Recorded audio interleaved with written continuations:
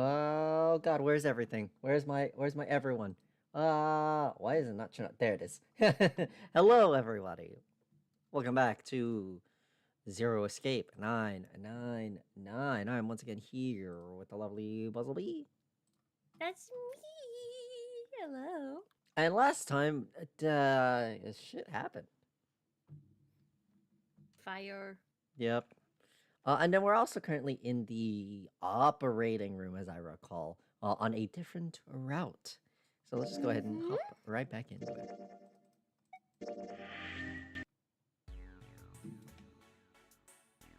Let's see. Oh no! Why'd my dashboard close? Okay. So I think we had just finished a conversation with Seven about HDT or something like that, right? Something about drugs. Well, not drugs, crystals. It was a detergent. Oh, right. Let's see if... Huh, a piece of paper. What's this? Ooh, Is it some kind of medical record? Well, it's got a girl and a guy on it. New item to the file screen. Yep. Nope. This is new. Oh, medical record. Medical record found in the preparation room. It has 2 records for the 2 mannequins. There's a male mannequin named John and a female mannequin named Lucy. Record shows each mannequin's total weight and the weight of their individual parts. Okay. Oh, so we can figure out whose arm is whose. Okay. Huh. See. Oh wait. Ah, it's locked. Oh, it's got Jupiter. Won't even budge. Have we talked about Jupiter?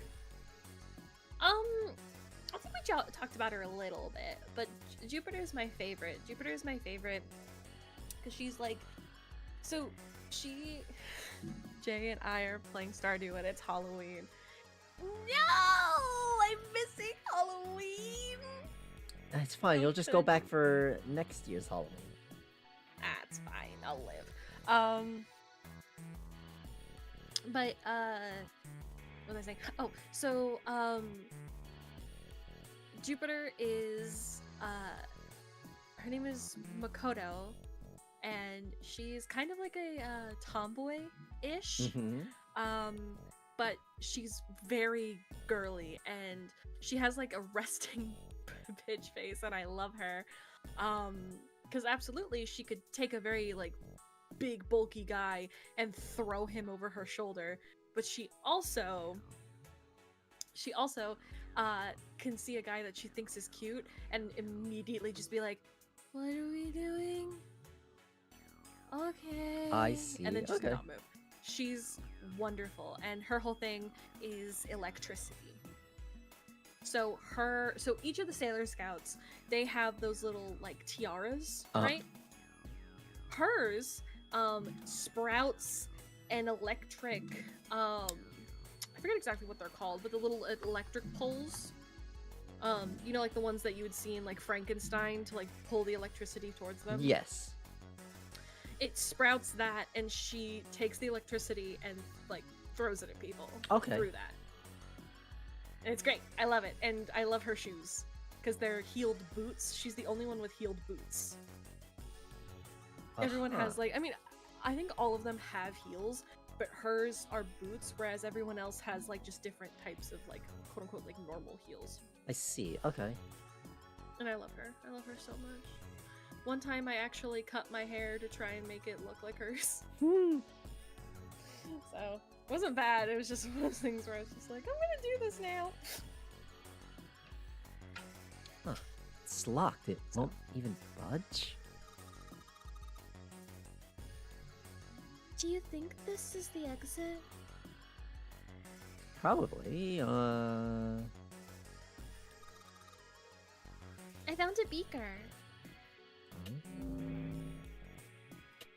Oh, wait, we have the things of liquid. Let's put in the red liquid next. The blue liquid is going back in the bottle for now.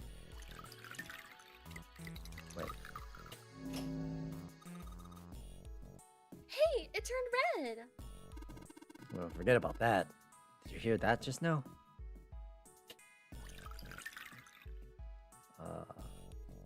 Oh, okay. Oh, a leg. A big leg! Okay, so that means... blue. It's blue now! I think I heard another noise.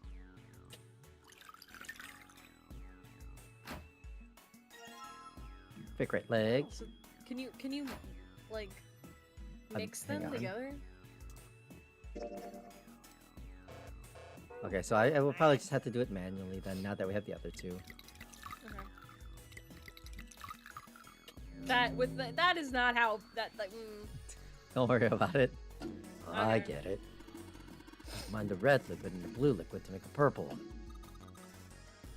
Good job, Junpei!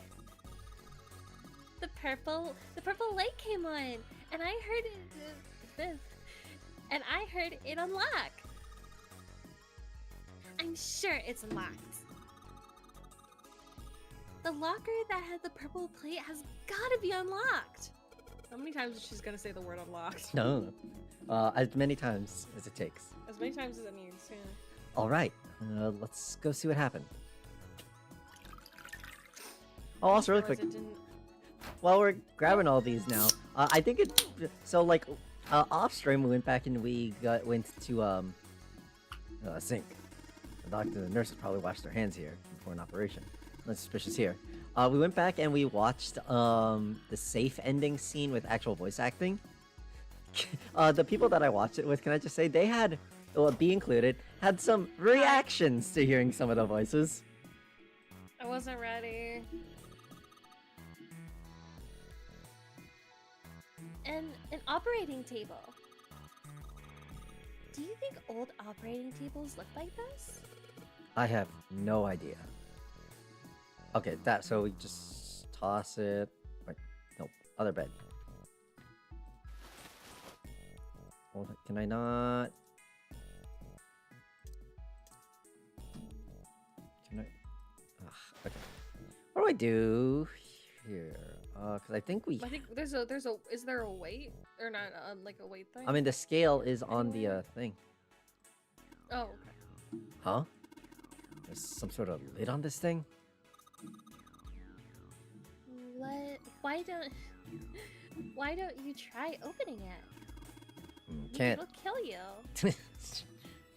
Can't. There's no handle. Can't get under it with my nails either. What about the other one?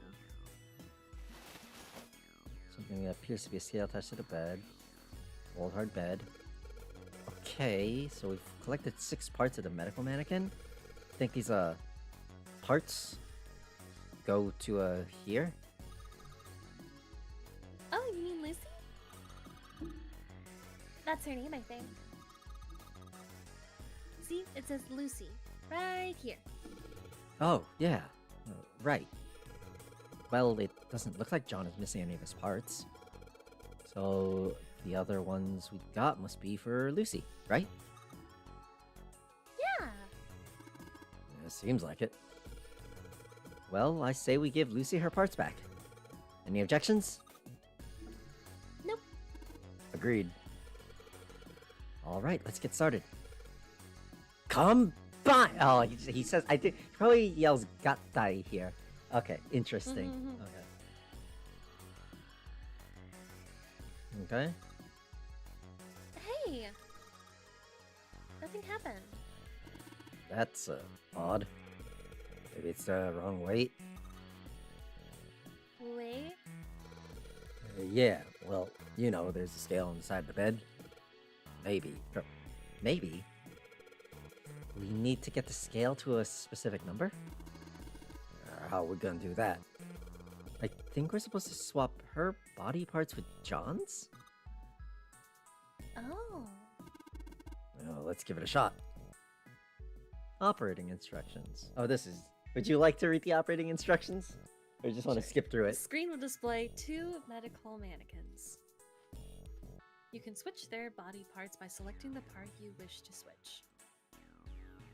Alright, so what is it? It was like... Male was like 51 something? Or no, was it like 53 and then woman was like 51 something, right? Mm-hmm. Right. This... Wait, the hearts maybe?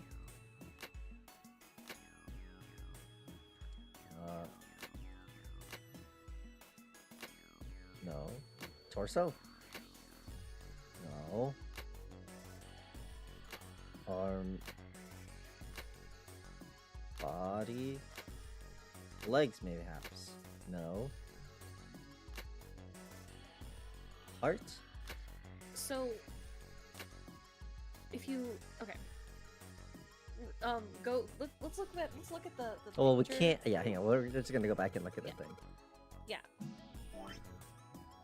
Up, wrong way.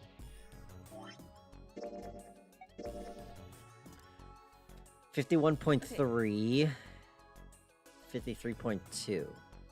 And we also need to make sure that each of the weights are the same, so you can look. I took a picture of it, Okay. so that way we can make sure that what is there is the correct weight. Gotcha. Well, we So, might like, as well. let's just go down. So like let's do their torsos, like their shoulders. my bad. Okay.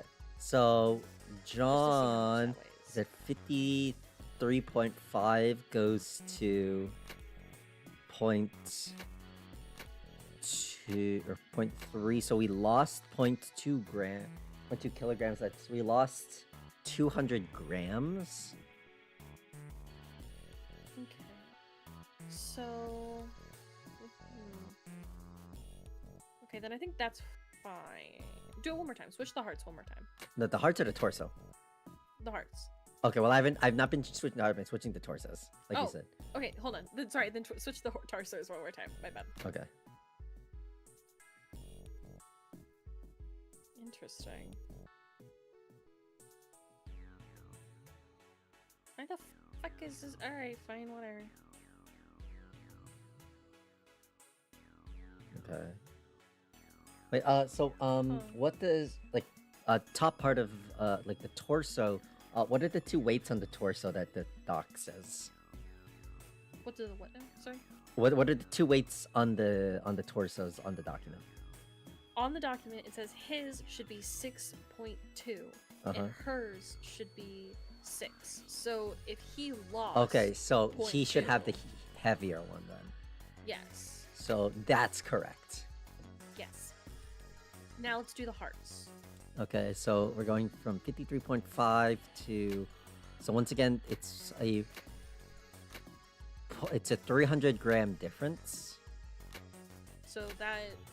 So- So he should have the heavier one. So that's 0.5 to point... Okay, so that's correct then. Mm-hmm. Abdomen. Right, now let's Or do you want to do arm or abdomen?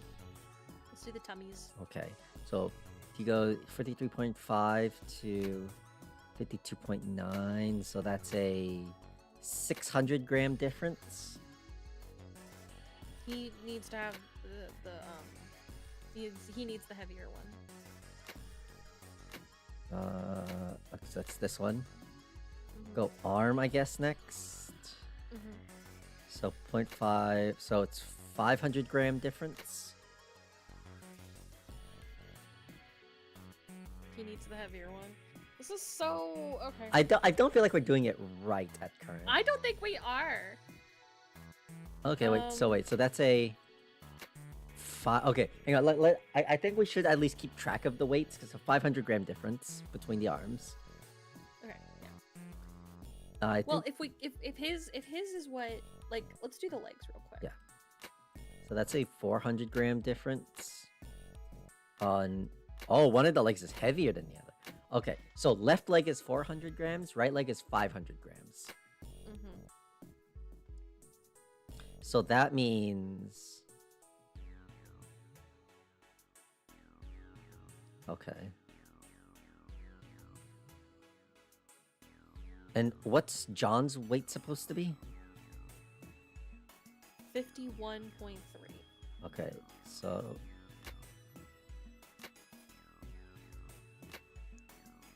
Let's do 0.5.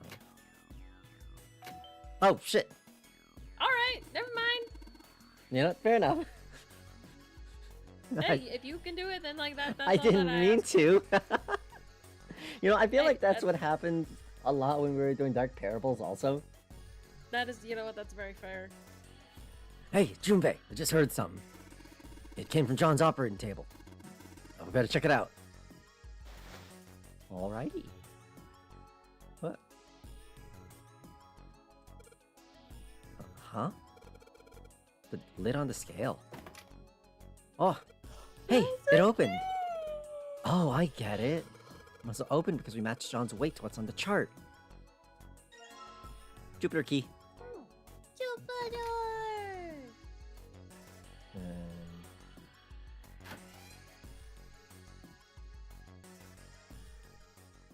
Hey, hold on.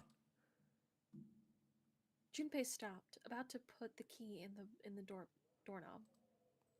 What's up? I almost said doorbob. Where's Clover? Huh? Junpei turned around.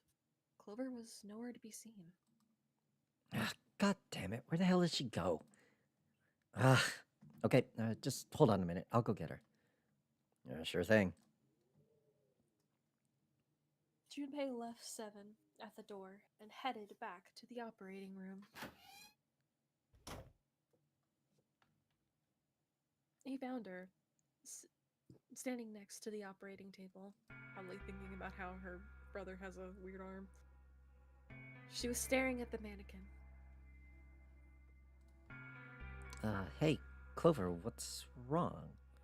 Come on, let's get out of here. She didn't respond. If she hadn't been standing up and breathing, Junpei might have thought she was dead. What are you doing? Did you want to come back here and say goodbye to John? It wasn't the best joke, but it was something. An attempt to lighten the mood. Clover didn't laugh though. She stood stock still and said nothing. Hey, Clover, can you hear me? Perhaps it was something he'd said, or perhaps it was something else. Suddenly her mouth opened, and she whispered in a dry, dead voice. My brother might be dead.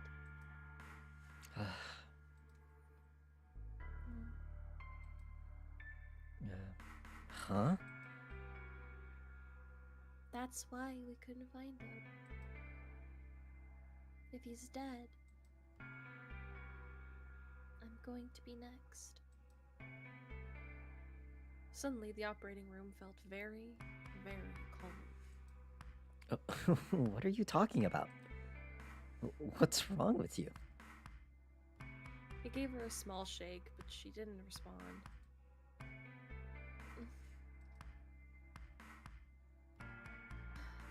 The silence grew heavy. Let's just get out of here. If we've got the key, let's use it. Is that cool with you? Yeah. Clover nodded, almost imperceptibly? Imperceptibly. Imperceptibly, thank you.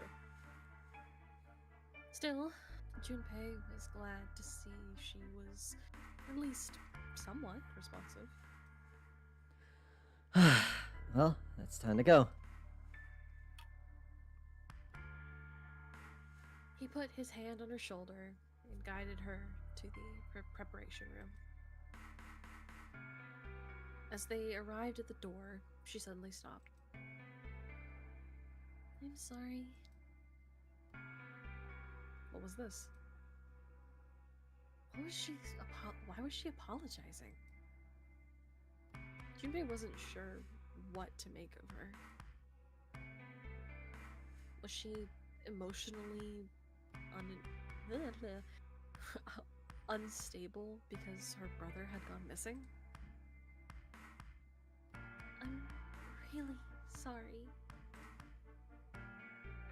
Just forget everything I told you, okay?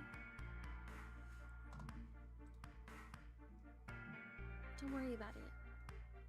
Really, I mean it. How could anyone pretend not to hear something like that? But something told him that wasn't the time to press the issue. Junpei gave her the warmest, kindest smile he could manage. Well, all right. Thank you. You know, what's funny is because since we did the safe ending, we kind of understand what she means by that, by like saying, "Oh, damn, I'm next." Yeah. Her smile was weak. It was almost painful to watch.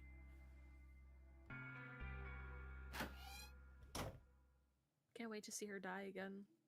Damn, what the hell took you guys so long?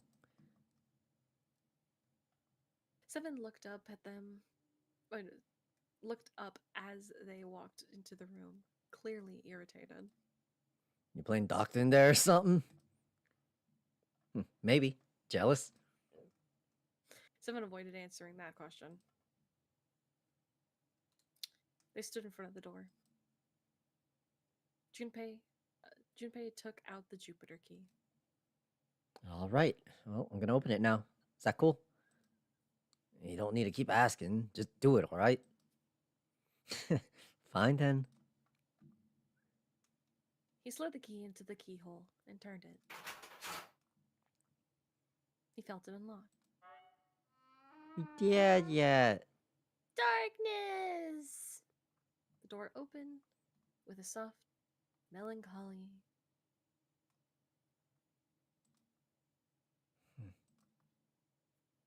Beyond it lay a simple white hallway. I don't see a hallway. All I see is darkness. Hello, darkness. It's my old friend. There was no fanfare or confetti. Obviously, there was no one there to applaud them. They simply walked through the door. That was it. Well, all right. Let's get going.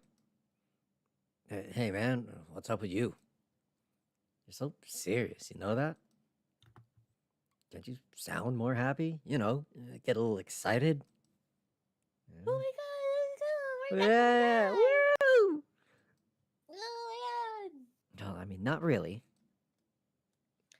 Junpei turned away from Seven and took his first step down the simple white hallway.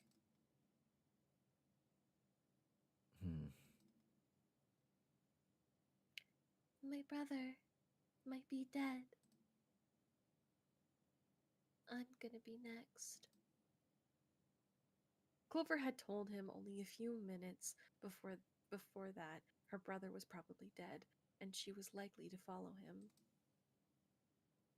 Like hell I can. Not after hearing something like that. You found it! Woo! Wow! They left the operating room. The hallway took them.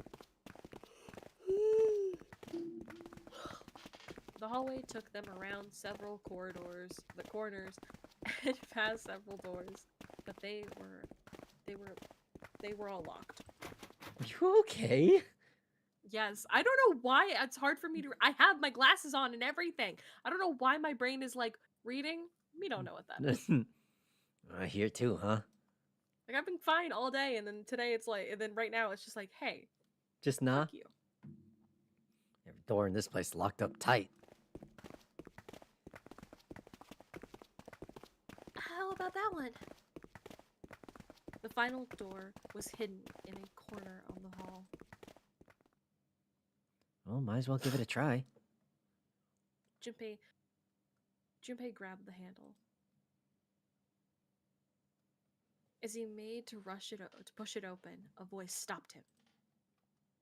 The voice came from behind him and belonged to neither Seven nor Clover. Jumpy! Huh? He spun around. He saw someone running towards him from the other end of the hallway. There were 3 people coming towards Junpei and his companions. June? And Santa and Lotus too? They pulled up short in front of Junpei, breathing hard. Whoa, what the hell is this?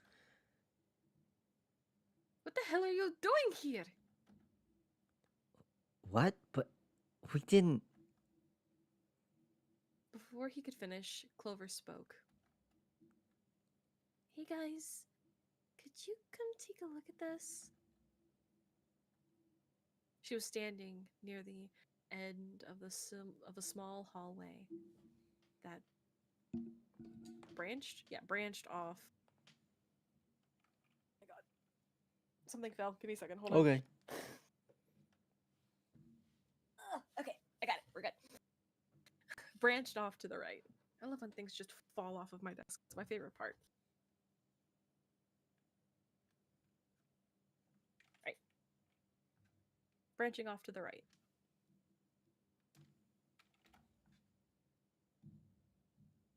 The rest of them ran over to her, curious as to what she'd found. Look at the wall here. There was something on the wall at the end of the hallway. A map! A map of the ship's interior? It says Sea deck. So it's the map for this floor then? Door 7 and...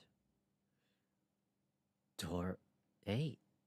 Yup, they both eventually lead up at this hallway. In fact... Yeah, isn't that what I said? We aren't going to be split up permanently till we find door 9. I'd get separated for a while, but we'll see each other again. Otherwise, we won't be able to open the door 9. That's how the no game works. Ah, I see. Junpei looked at the map of the ship's interior again. Wait a sec. Hey, could this lead to... As he looked more closely, his surprise and excitement gave way to weariness. Oh! You've gotta be kidding me. One by one, the others saw what he'd seen. We may as well go. Yeah. They moved as one for the door. Oh, almost forgot. We should keep this. He pulled the map of the ship's interior off of the wall, put it into his pocket, and followed the others. Clip clop, clip clop, clip clop. I wish I had like the little half coconuts. Yeah. Just Take it. Game? Game? Huh? Huh? Oh, did you break the game? Huh. I think you broke the game. Hang on. Give me a second. Okay. Well, while you do that, I'm gonna turn on a fan because it is hot in my room. It's fine. We'll just speed run that last like 5 minutes.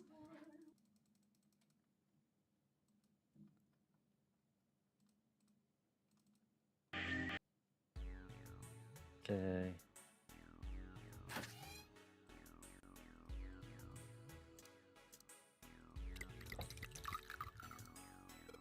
All right, I'm here. Are we speed running everything again? Okay. So, how's everybody's day going?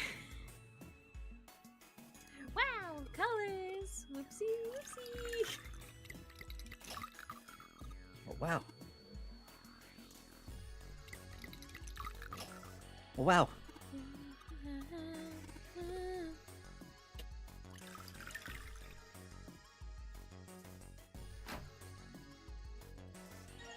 Leg. Leg. Leg. Do we even remember? Do you remember what we switched for them? Nope. That's I'm fine. gonna figure it out. All right, I believe in you. Hey, can you share your screen? That's right. I would like to know. what you're doing. Thanks, buddy. Okay, you're welcome. I don't know why the fuck I said thank you. Thank you, buddy. Bye, buddy. Let me find your dad.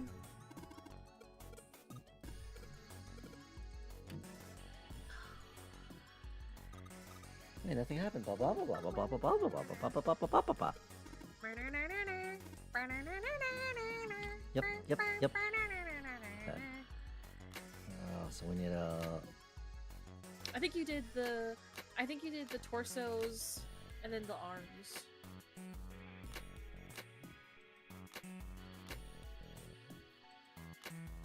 Nope. Nope.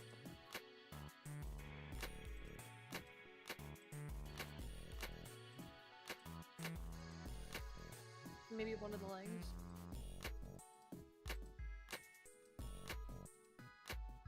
No.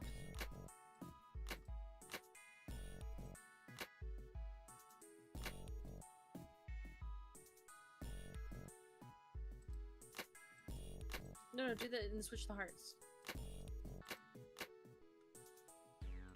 Hang on. Dang. Do you want me to look at your thing to see what you did? No, hang on. Because I wasn't really keeping track of like the math of it.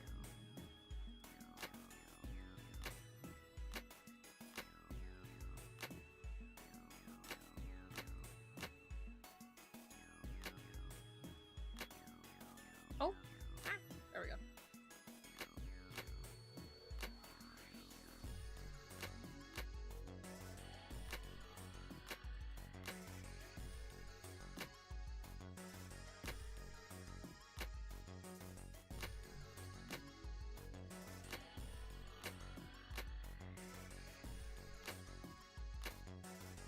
Let me get that up to 53.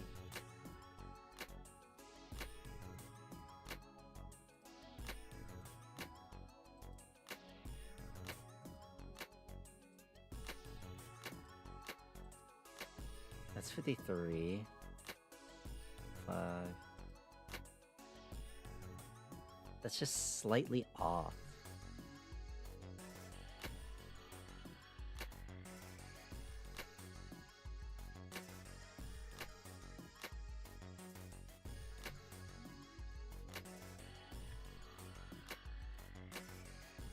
What okay, what weight does he need? It was 50 what point what? Oh, I deleted it. Ah. It was 53 point something. Hold on. Oh, that's not map.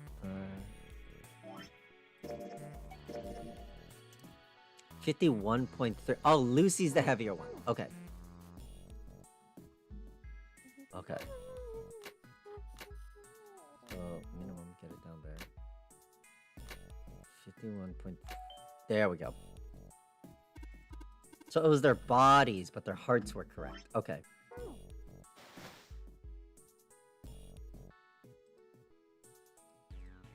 shit. Give me the key. Give me the key. Okay, let me just do this real quick.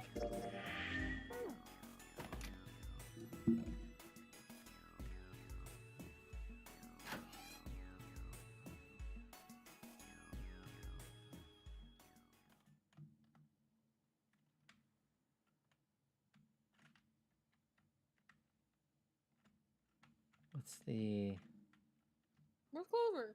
I'm trying to is it alt? Oh, no, it is alt. No?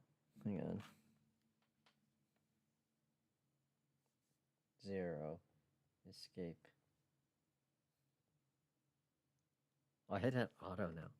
Okay.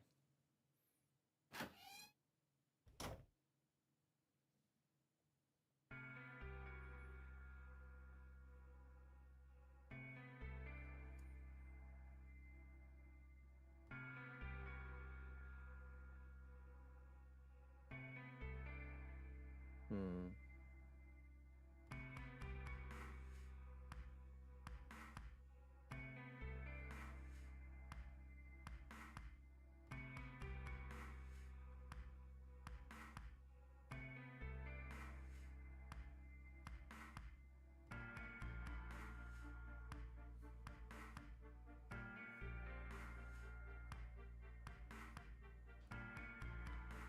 Come on, get.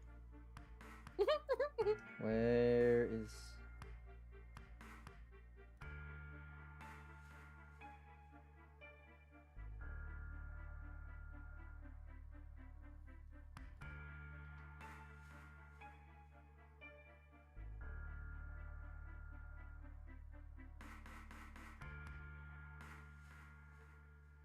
Oh, I see.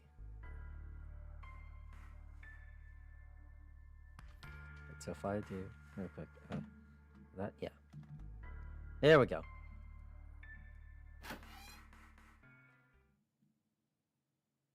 Thank you, game. Thank you, game. I think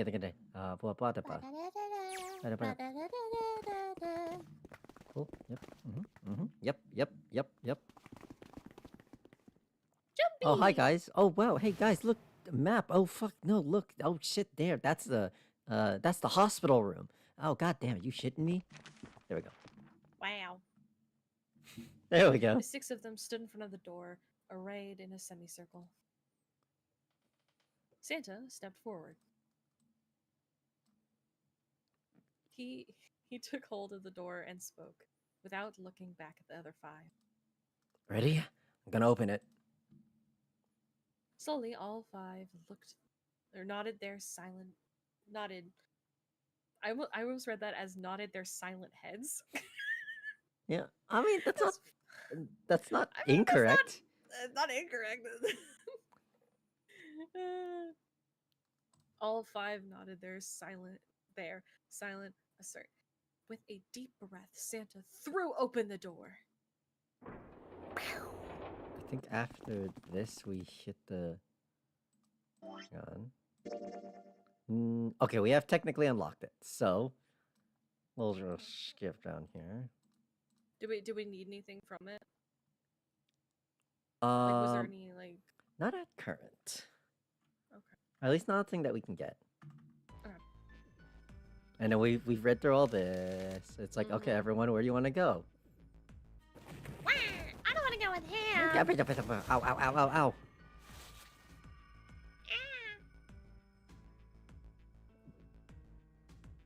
Okay. We did 6. Let me check the flow chart on my end.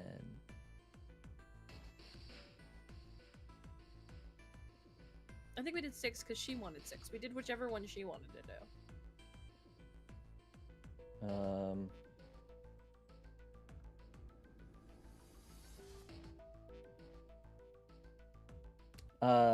Yes, door 6 led to the steam engine before.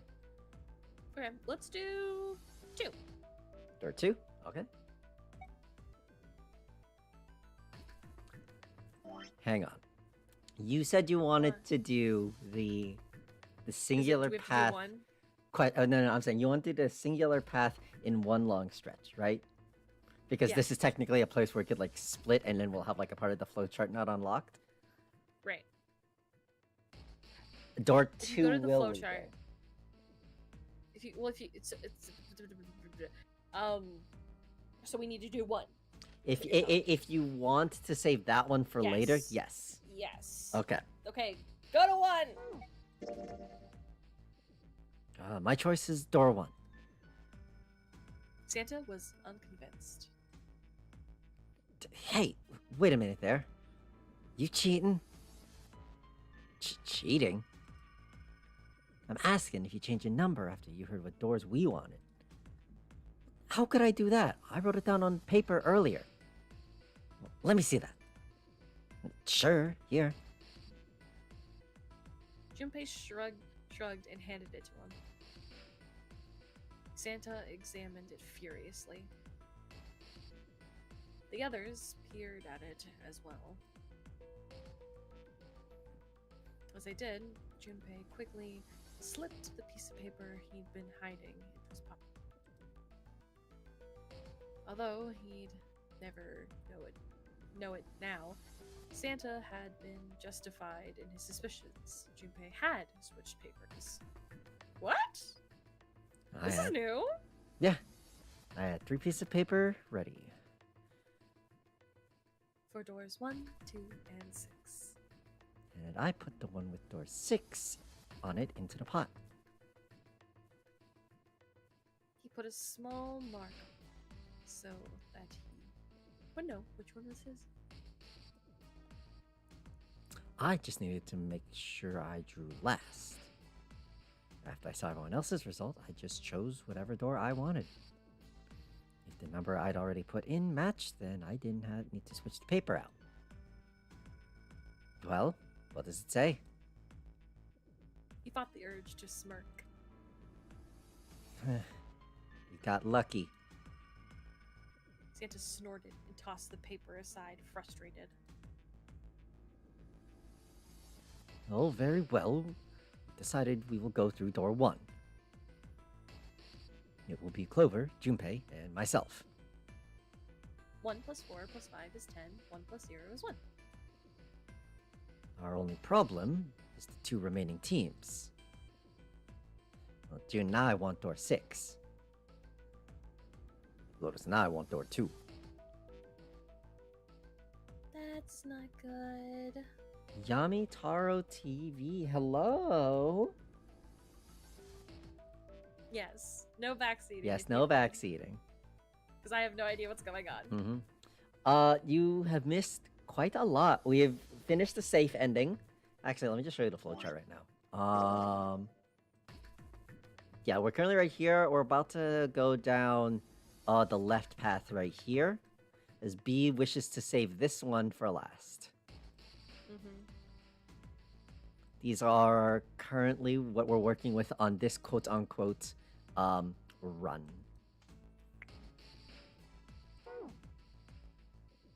That's not good. We can't open either of those doors with only 2 people. 3 on the DS. Wow. Okay. Wow. So you played it way back when. Okay. Huh.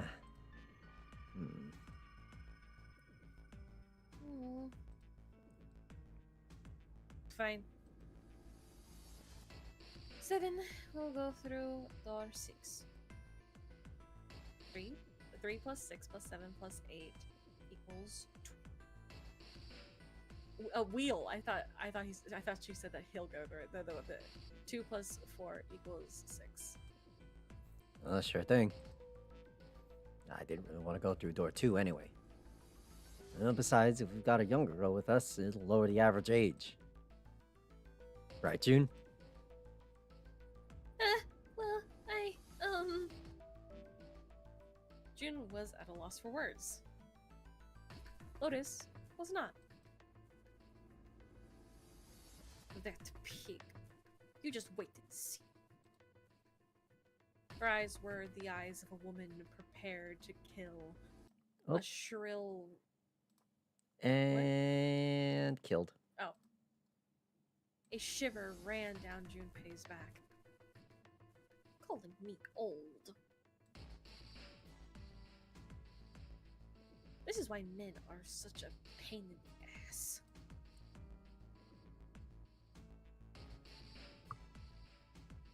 They're about as subtle as a brick. And they're at it again. Even after they separated at the staircase, Lotus was still muttering angrily to herself. Well, I'll see you later, June. Jumpy. Circumstances dictated that Junpei and June would have to part ways again, but this time it didn't sting quite so much. Ah, don't make that face. It'll be like what Seven said. We aren't going to be split up permanently till we find door 9. Might as well get separated for a little while, but we'll see each other again. Otherwise, we can't open door 9. That's how the Nonary game works. You okay? Yeah, I don't know what happened to that one. Seven's words took a weight off of Junpei's shoulders. It felt much better.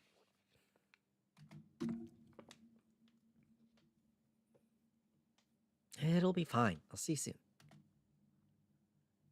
All right. See you later. Lingering uneasy remained,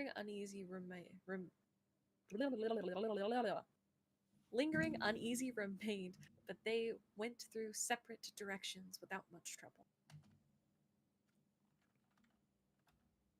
Bloop, bloop, bloop, bloop, bloop. Junpei, Ace, and Clover headed towards A deck. Well, here's a deck. Was the door on the left, right?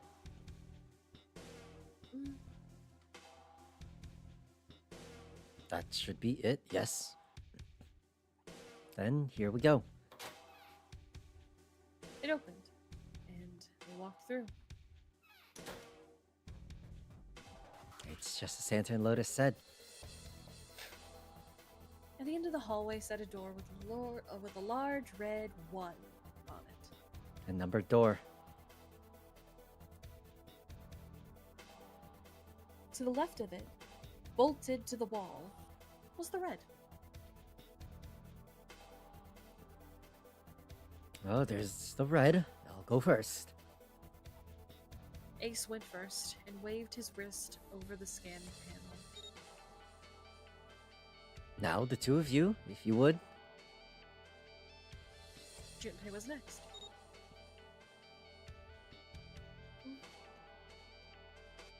Finally, listlessly, Clover lifted her arm.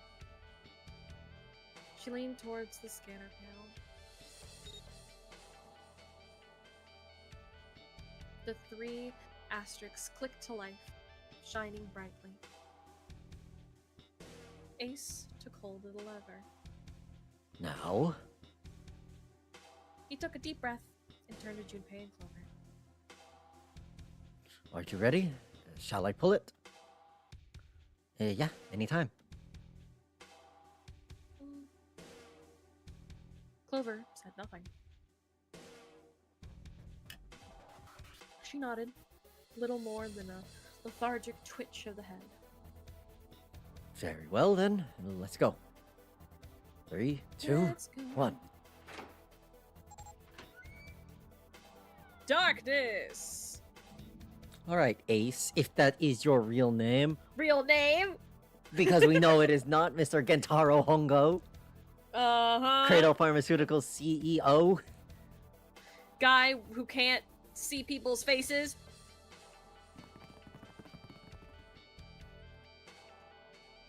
They stumbled into the room. Where is it? Frantically, Junpei scanned the room. I see it! His eyes stopped on the device that would determine whether they lived or died. There it is, over there. Next to the door they'd come through was the dead. As one, they ran to it.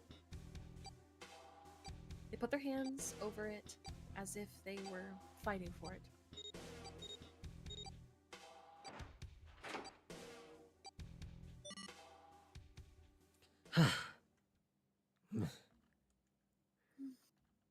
Oh, it stopped.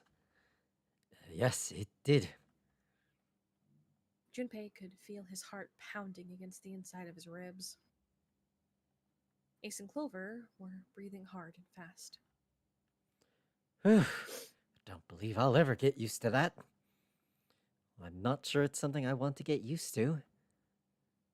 We should finish this game before imminent death becomes a normal thing. I agree. Now then... Junpei looked around again, this time more slowly. Well, there's another door. Let's try opening it.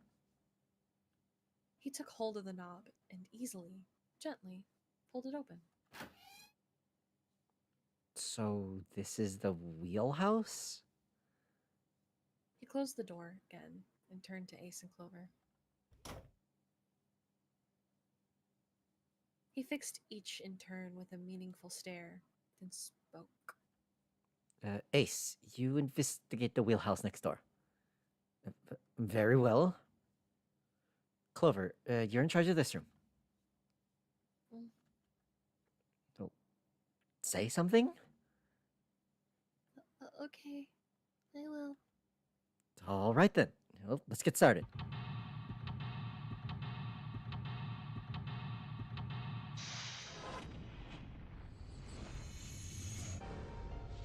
Seek a way out. Wow. Alright. Let's see, let's just go ahead and just start opening shit. Nautical charts. Nope, that's just the same. World map with the Atlantic Ocean in the center. There are a number of red pins in several locations. What do these red pins mean? Well, nautical charts I picked up earlier have a map like this one. Maybe one of them matches up to the pins or something? Well, let's see. Wow, we just get really immediately just Yeah, there you go. Well, what do you know? Looks like this one's a match to the pins. Okay, so we got 7 locations connected by straight lines. Each one has a word next to it. That's probably the speed. New material, let's go! Let's see. Pocket watch. A voice he hadn't expected startled Junpei from his examination of the pocket watch. Oh, a pocket watch. Might I take a look at it? He spun around to find Ace standing in the doorway. Junpei shrugged and handed him the pocket watch. Hey man, what are you doing over in this room? Oh, I just thought I'd come and check up on the two of you. Is there a problem? See, here's the thing. If we had seen this one first, I would have been like, he's such a dad. But now I know what he is. I know what he is. He's a liar and a cheat and he's awful. He was such a dad and then he lied to us. Lied to us. Making himself a great sociopath, Yes, there is a you know? problem. You're not a dad. You're not my dad. Yeah, there is. Ace's eyebrows went up. You checked on us. Now get out of here. We split this stuff up for a reason, right? Yeah, she really liked Ace. I thought he was such a dad. I was like, oh, I get it. Like he's like being a dad.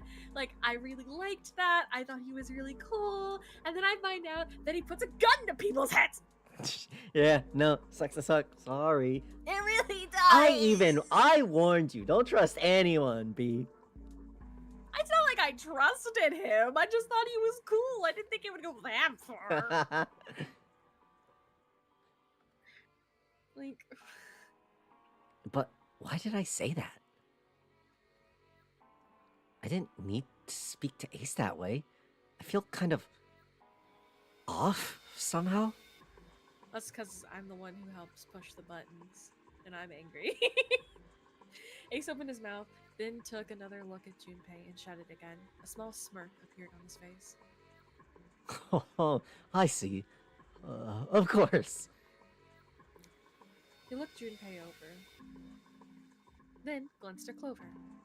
I apologize for the intrusion. Well, best of luck.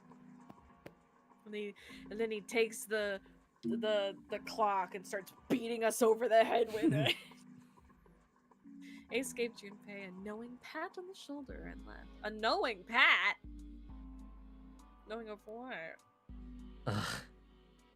Because he looked at Clover and then he looked at Junpei and was like, oh, I understand. Oh, you think you're gonna be a tough boy in front of him? I get it. Ugh. See, such a dad, and it sucks.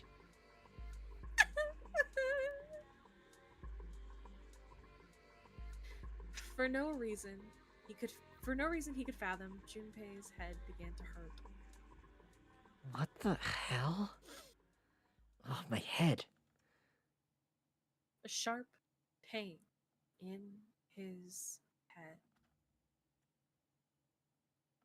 Huh. How much time passed? He wasn't sure. But he did notice when Ace strode through the door.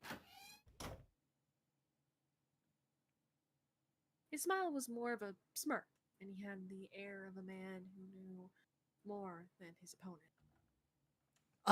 Yes, there's something I wanted to check, if you don't mind.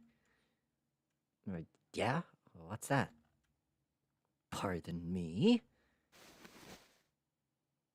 With no warning, Ace slipped his hand into the pocket of Junpei's vest. Safety box, safety box, safety box, safety box. This is my no-no square, sir! Hey, what the hell are you doing? What you bringing your hand in my pocket for? Hey, stop! He reached for Ace's arm. But it was already too late. Ah. In the older man's hand were the pieces of paper Junpei had balled up and hidden in his pocket. Just as I thought. You switched them, didn't you?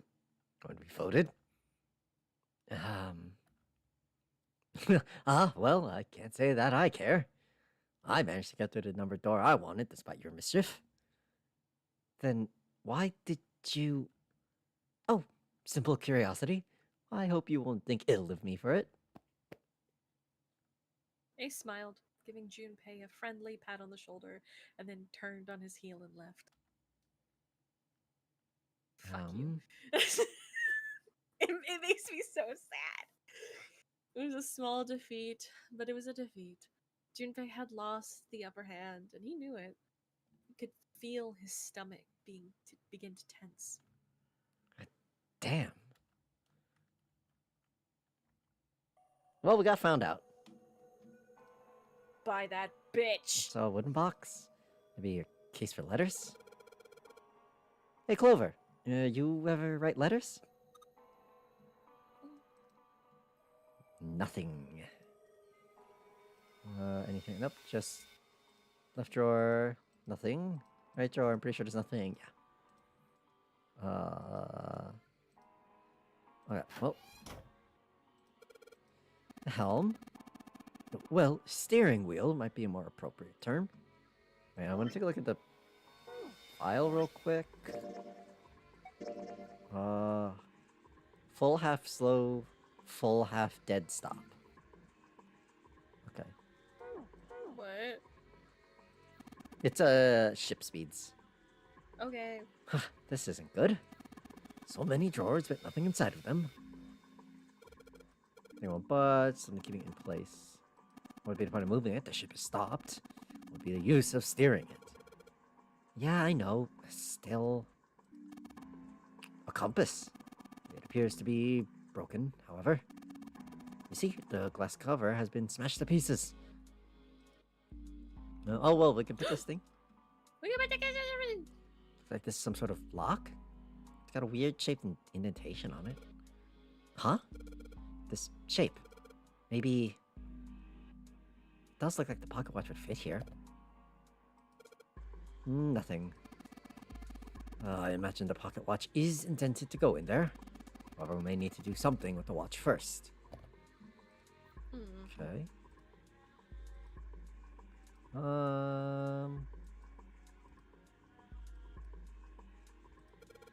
compass. And what destiny does it point us to? I really hope you don't think that sounded cool. Oh. Aww. See, like he had. Oh my god! I'm just gonna pretend like he didn't, because this is an alternate universe. He hasn't killed anyone yet. I mean, he has. I mean, yeah, he people. has. He's killed the ninth man, and he's attempted to kill Snake. It's fine. We don't know that yet. And, like, the past hasn't changed. He still orchestrated the first Nonary game. I know, but he's like such a dad, and it makes me so upset. Technically, Junpei doesn't know that, so if you want to run it like that, you can. I'm gonna pretend until he does something bad. We're just gonna pretend that he's a dad. Okay. An engine order telegraph. They use this on old ships to adjust the speed of the ship. Like the gear shift in a car?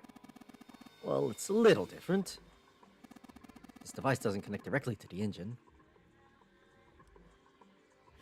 You have bad taste in men, B. Well, it's not like I want to fuck him. And I do have bad taste in men. You do. You really do. I do. I do. You know that. Yeah, but I mean that's not for here. We don't want to out people, you know? Oh, well, I mean, I'll out myself. Don't worry about Yeah, you can out yourself. In short, I mean,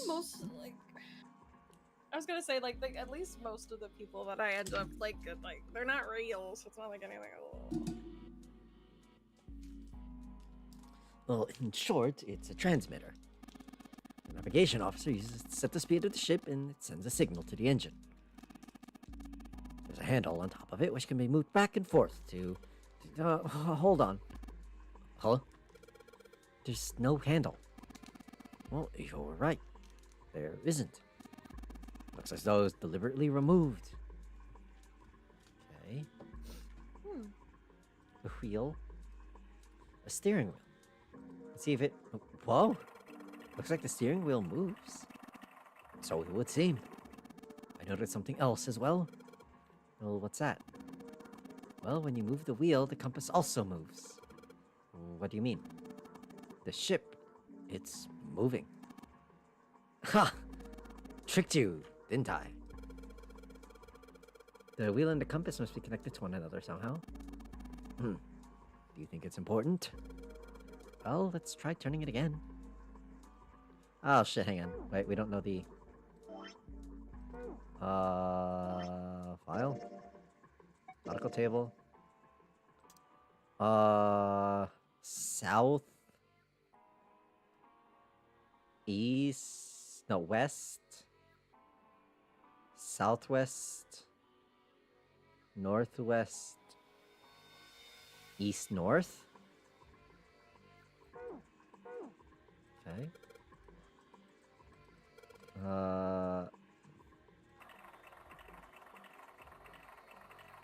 So south and then west, right? Mm-hmm. South, west, southwest? Southwest. Yeah, southwest. And then it was hold on, let me think about it in my brain. Northwest, right? Yeah, northwest. And then east and then north? Yes.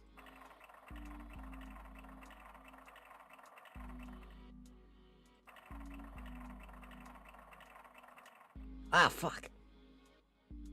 I clicked it like slightly too late. Damn it. Okay. South.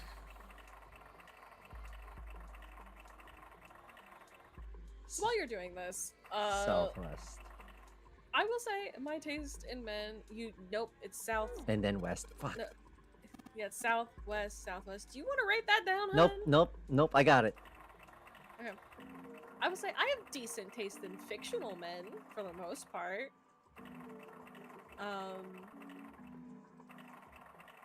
I think. Granted, now that I think about it, probably isn't great. like Dick Grayson and D. Luke of Mondstadt.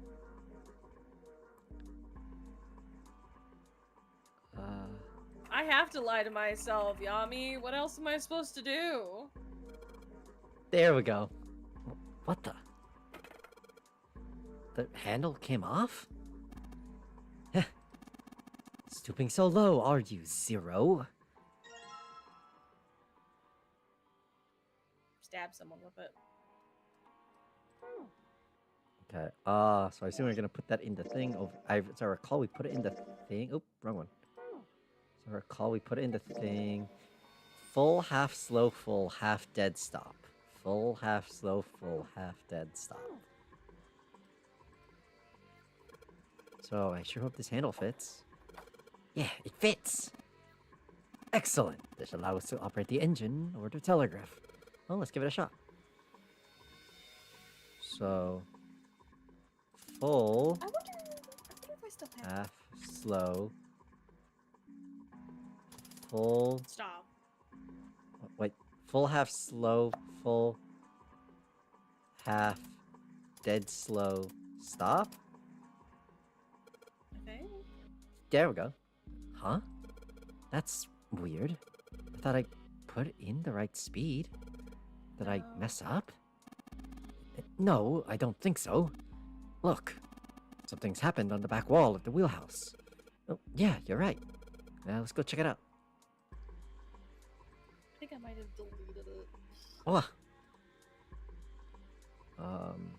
There's something on the wall that looks kind of like an arrival board.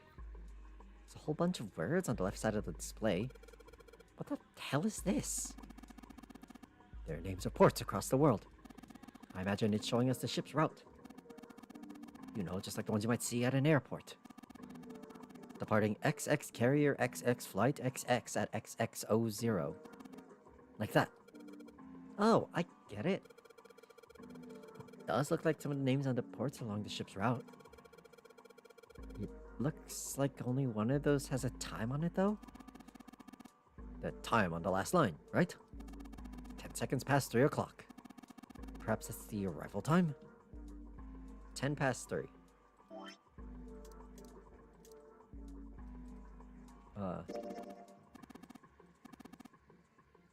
Stop 5 minutes, 30 seconds past 10 o'clock. Turn the knob, there's nothing. Yeah, it's probably broken. It says you could move the hands, however. Okay, so it probably just does it innately. I know that I'm supposed to put a pocket watch in the hole, but... okay.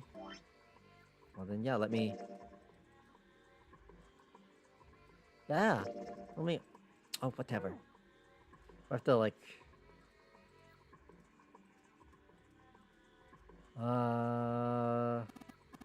Oh, perhaps...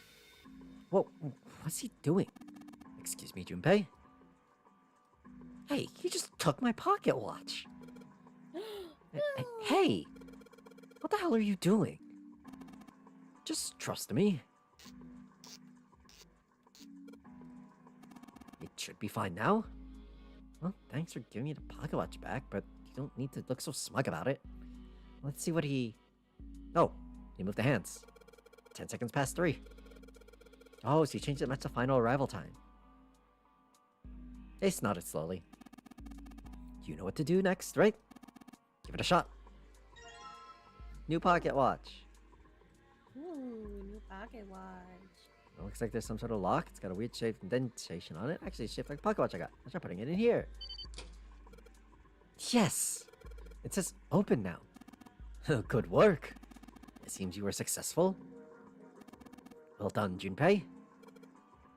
Hey! Clover!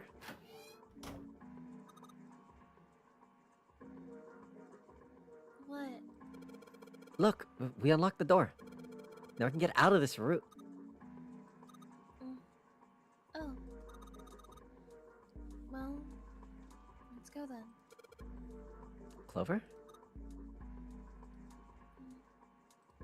Okay, well, let's see what we got. Darkness. You found it. Wow. A hallway? far too narrow to be called one. They found themselves in a small space outside the wheelhouse. On their left was a wooden door. This seems to be the only route. Yeah, well, let's go. Junpei pushed it open and stepped into the room beyond. Wow. It was full of all manner of turn-of-the-century electronic equipment. Well, these machines are weird. Never seen any of them before. Huh?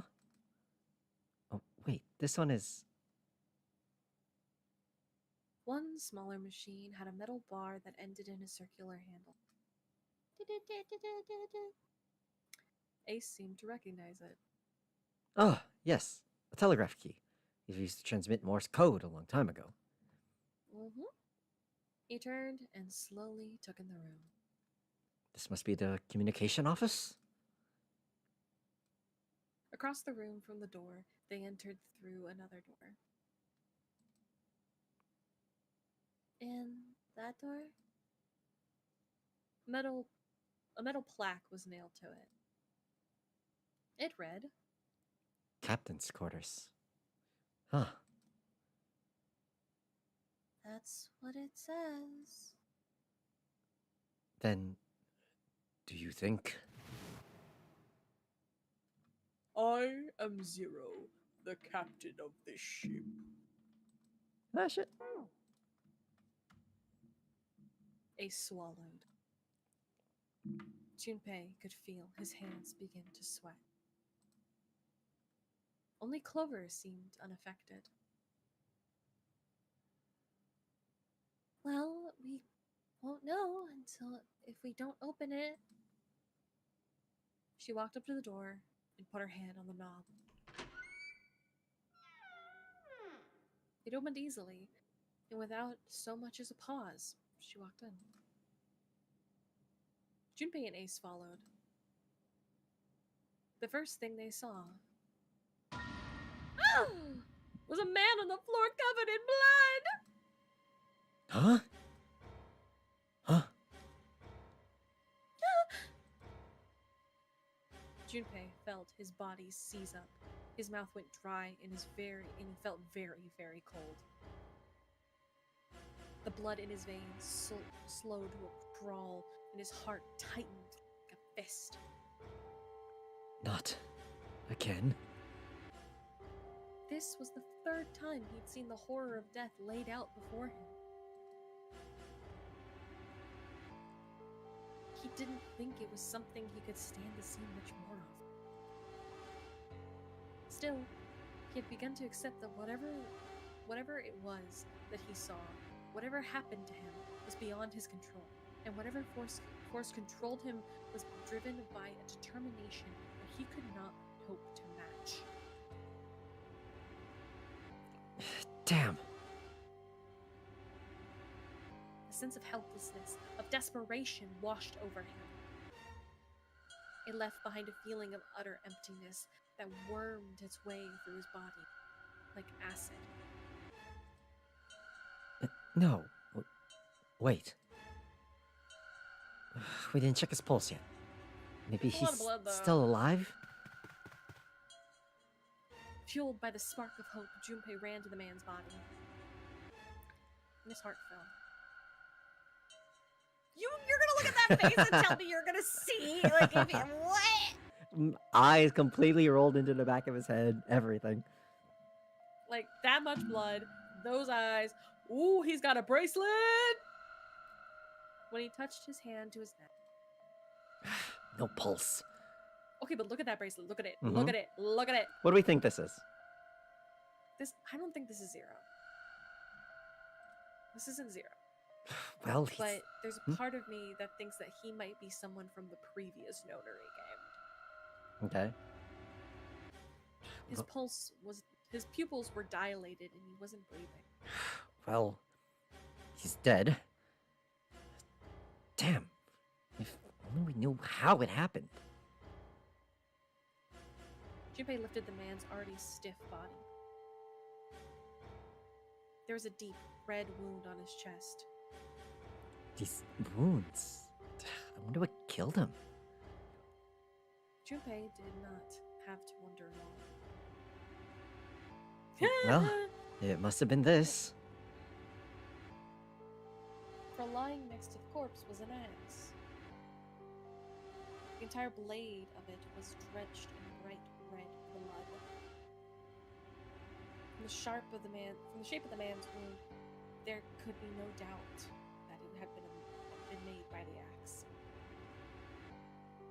Junpei looked at the body again. A lake of blood stretched out around it. It was wearing the clothes of a ship's captain, although they were stained with blood. These clothes. A captain? Does that mean this guy was Zero? On his left hand was a bracelet. The number on the bracelet was 0. But we know that this bracelet number, at least. Is 6. Yep. So, huh? I don't. Yeah? I What do have you think? so many thoughts. Okay, here's the thing. I'm gonna stick to my guns and say that it's fucking June. Okay.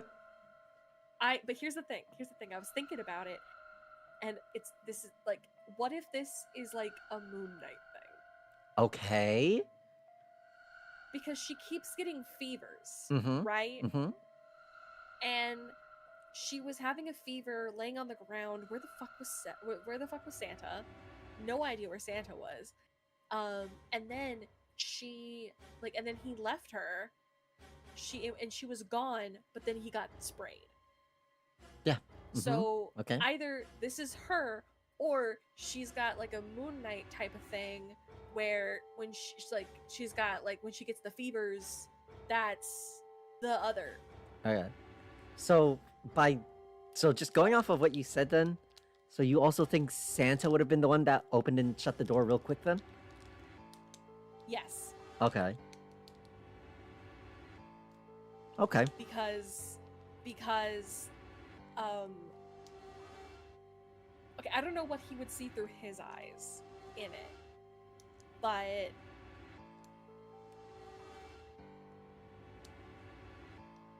who knows, right? Like, who knows? He saw him holding her in his arms and that sort of thing, and he's like, well, how did he get here? What is going on? He doesn't know what's going on, and like, I feel like he's the most like stay away from me type of person. Uh-huh. So Who knows? Okay. I don't know. Yeah. You do. Yeah, I know. I know everything. Whatever. Bracelet 0? It was only then that Junpei noticed the stench of blood that filled the room.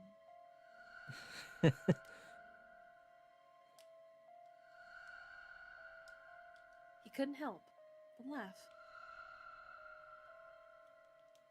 There was nothing else for him to say. It was too simple, too obvious, too straightforward. If there hadn't been a dead man on the floor, Junpei might have thought it was a joke. Junpei. It may be wise to find a way out of here first. Yeah, you're right.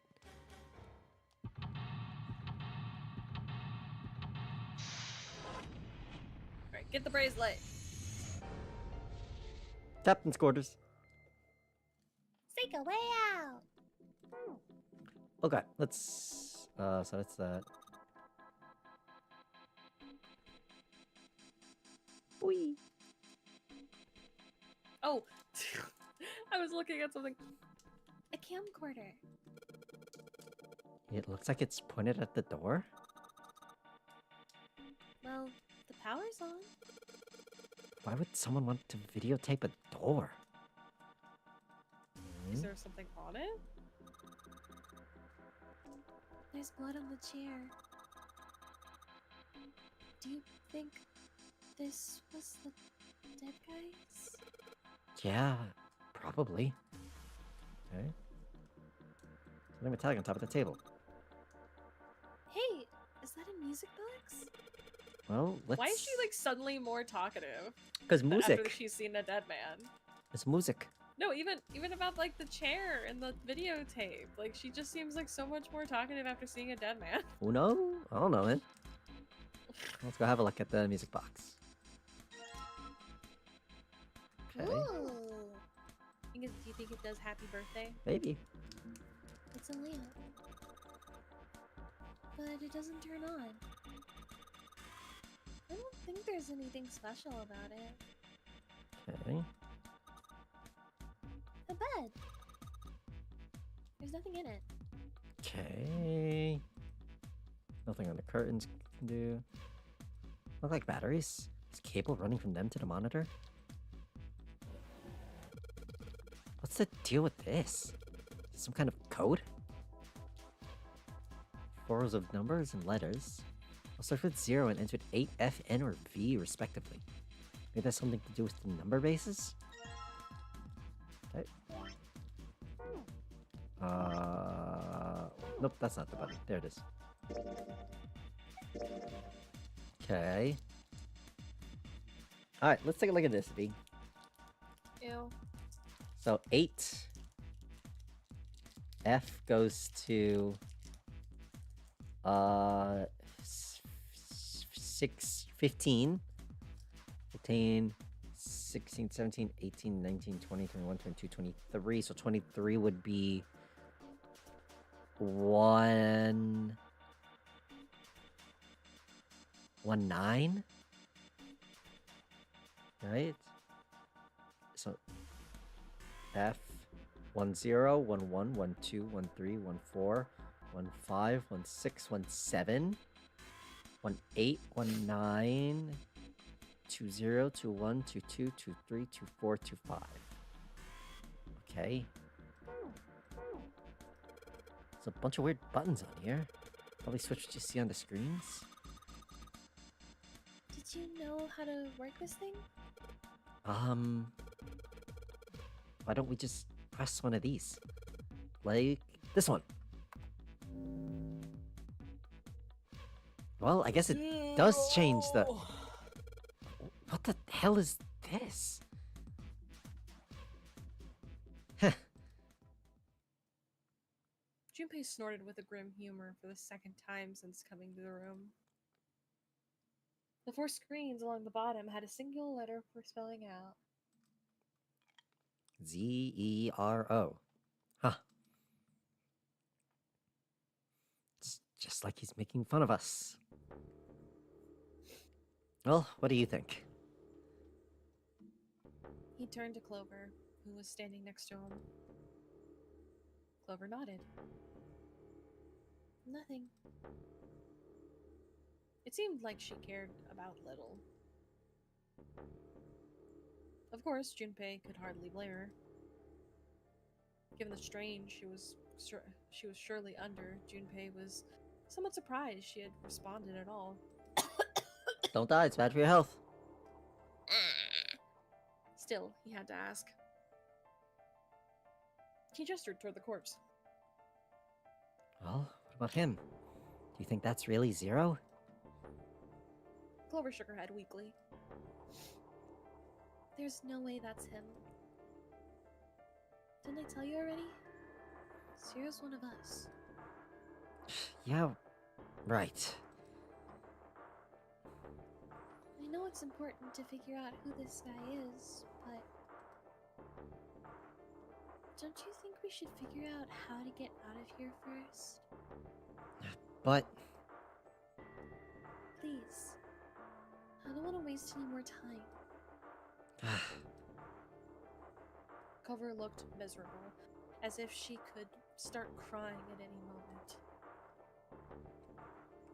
Junpei just didn't have the heart to tell her no. Well, alright. Sure thing. Was his mind playing tricks on him? Junpei wondered. For a moment, he could have sworn he'd seen Clover smile. Okay. Let's pop back here real quick. Small screwdrivers. Ink.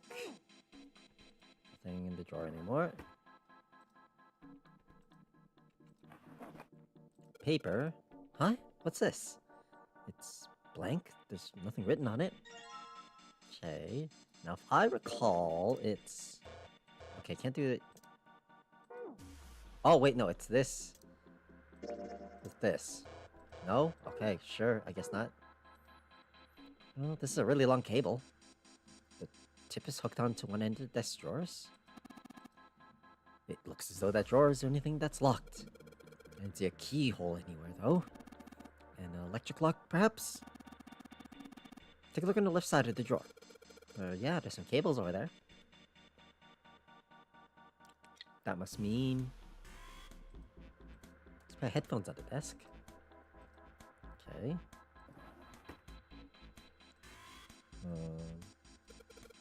Hey, Ace, look! It's a model of a steam train. How on earth did you arrive at that conclusion? It sounds like you have something in your mouth. Yeah, I have candy. Okay. Sorry, I got a little peckish. No, you're fine. I just wanted to make sure you weren't dying. I'm not. Well, really, everyone's dying at a very Oh, slow well, rate, don't- but you don't- know. Don't do that. Don't do this to me. It's a telegraph key, a machine for transmitting Morse code. I tried sending an SOS earlier, but I doubt that did anything. Zero would never make it that easy. So you think it's broken? No, it works. Just not sure it actually transmits anything outside the ship. Huh. Okay. Telegraph key. It says you can send a message in Morse code.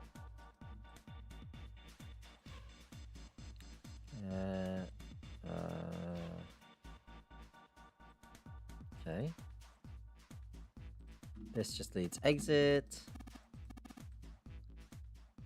Okay. I'm sure I'm able to combine some of these. Okay. Small screwdriver set. Maybe we can do something somewhere with this.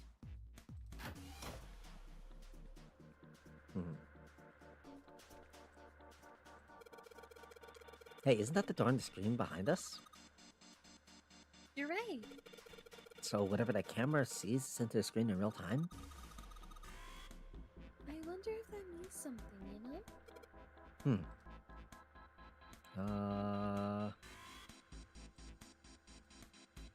Okay, so that's just code. Whatever the camera sees shows up on the screen behind us. So I put my hand here in front of it. It shows up in the middle of the top screen back there. You've got a short lifeline, Junpei. Hey, mind your own business. Okay. The character I like the most is probably Clover. And the character I dislike the most is probably Ace and possibly June. So those are the ones you dislike the most, or those ones you like the most? Yeah. Those are the ones I dislike the most. Okay. My favorite character is Clover. And to answer the other question, Yami, yes, I do plan on eventually showing B all of Zero Escape, but VLR and ZTD are long fucking games. They are long. And to say the other thing, I didn't say that I liked Ace. I just thought he was very dad. And I'm sad that all the dadness was a lie.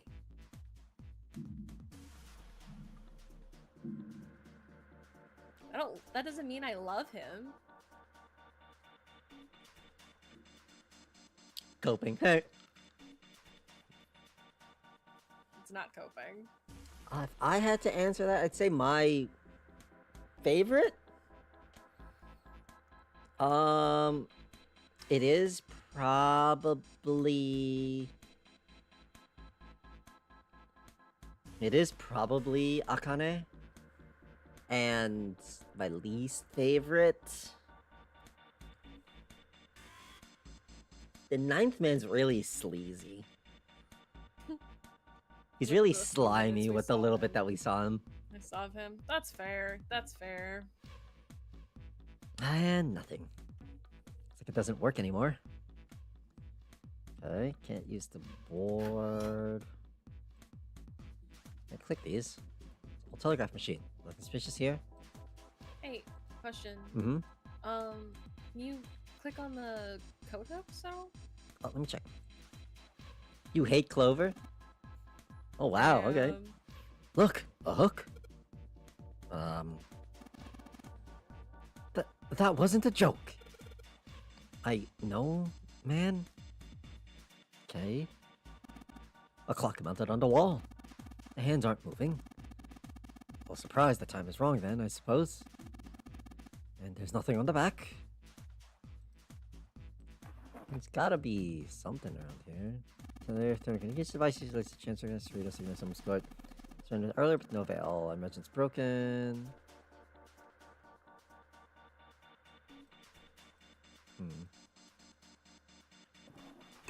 Chair. Small screwdrivers. It's the small screwdrivers. Dismantle small devices. Oh! Hang on. Sounds rather odd. Huh? What's this? Yeah, okay, there we go. Yeah, I knew I needed to do something with this. This is what it is. Right? Screwdriver. And then it's this. Ink on a cylinder. And then it's this. And now we got Morse code. Woo! Then we use this on this. Big ass rat trap over here. I told you that's a telegraph key. It's a device that transmits messages through Morse code. Alright, got Morse code. I'm supposed to enter. Do this right, something will happen. I hope. Alright, let's give this thing a shot. So.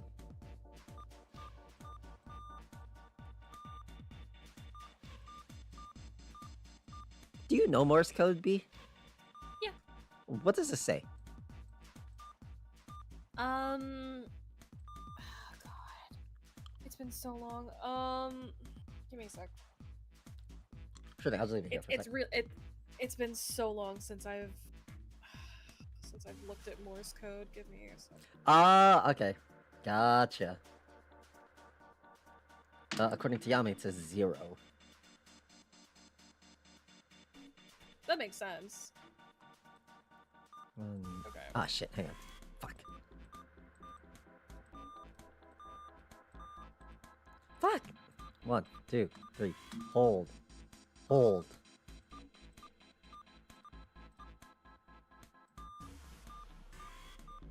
Whoop.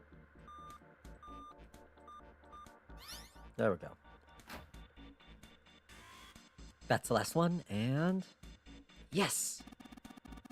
Excellent work, Junpei. Good job. Seemed I figured it out. Almost choked my candy there. You unlocked the drawer. Gibbies. Give me goodies. A red file lay in the drawer. Junpei reached down and picked it up.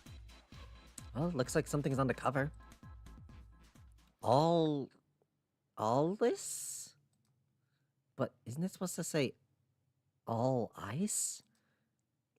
This doesn't have a space. See, but it can't say 0. Really? Yeah, it can't say 0 because if it said 0, I mean, maybe if it's backwards because Z is dash dash dot dot. Oh yeah, it might be upside down. Okay. Because that was the 'Cause, last yeah, one at the bottom. Yeah.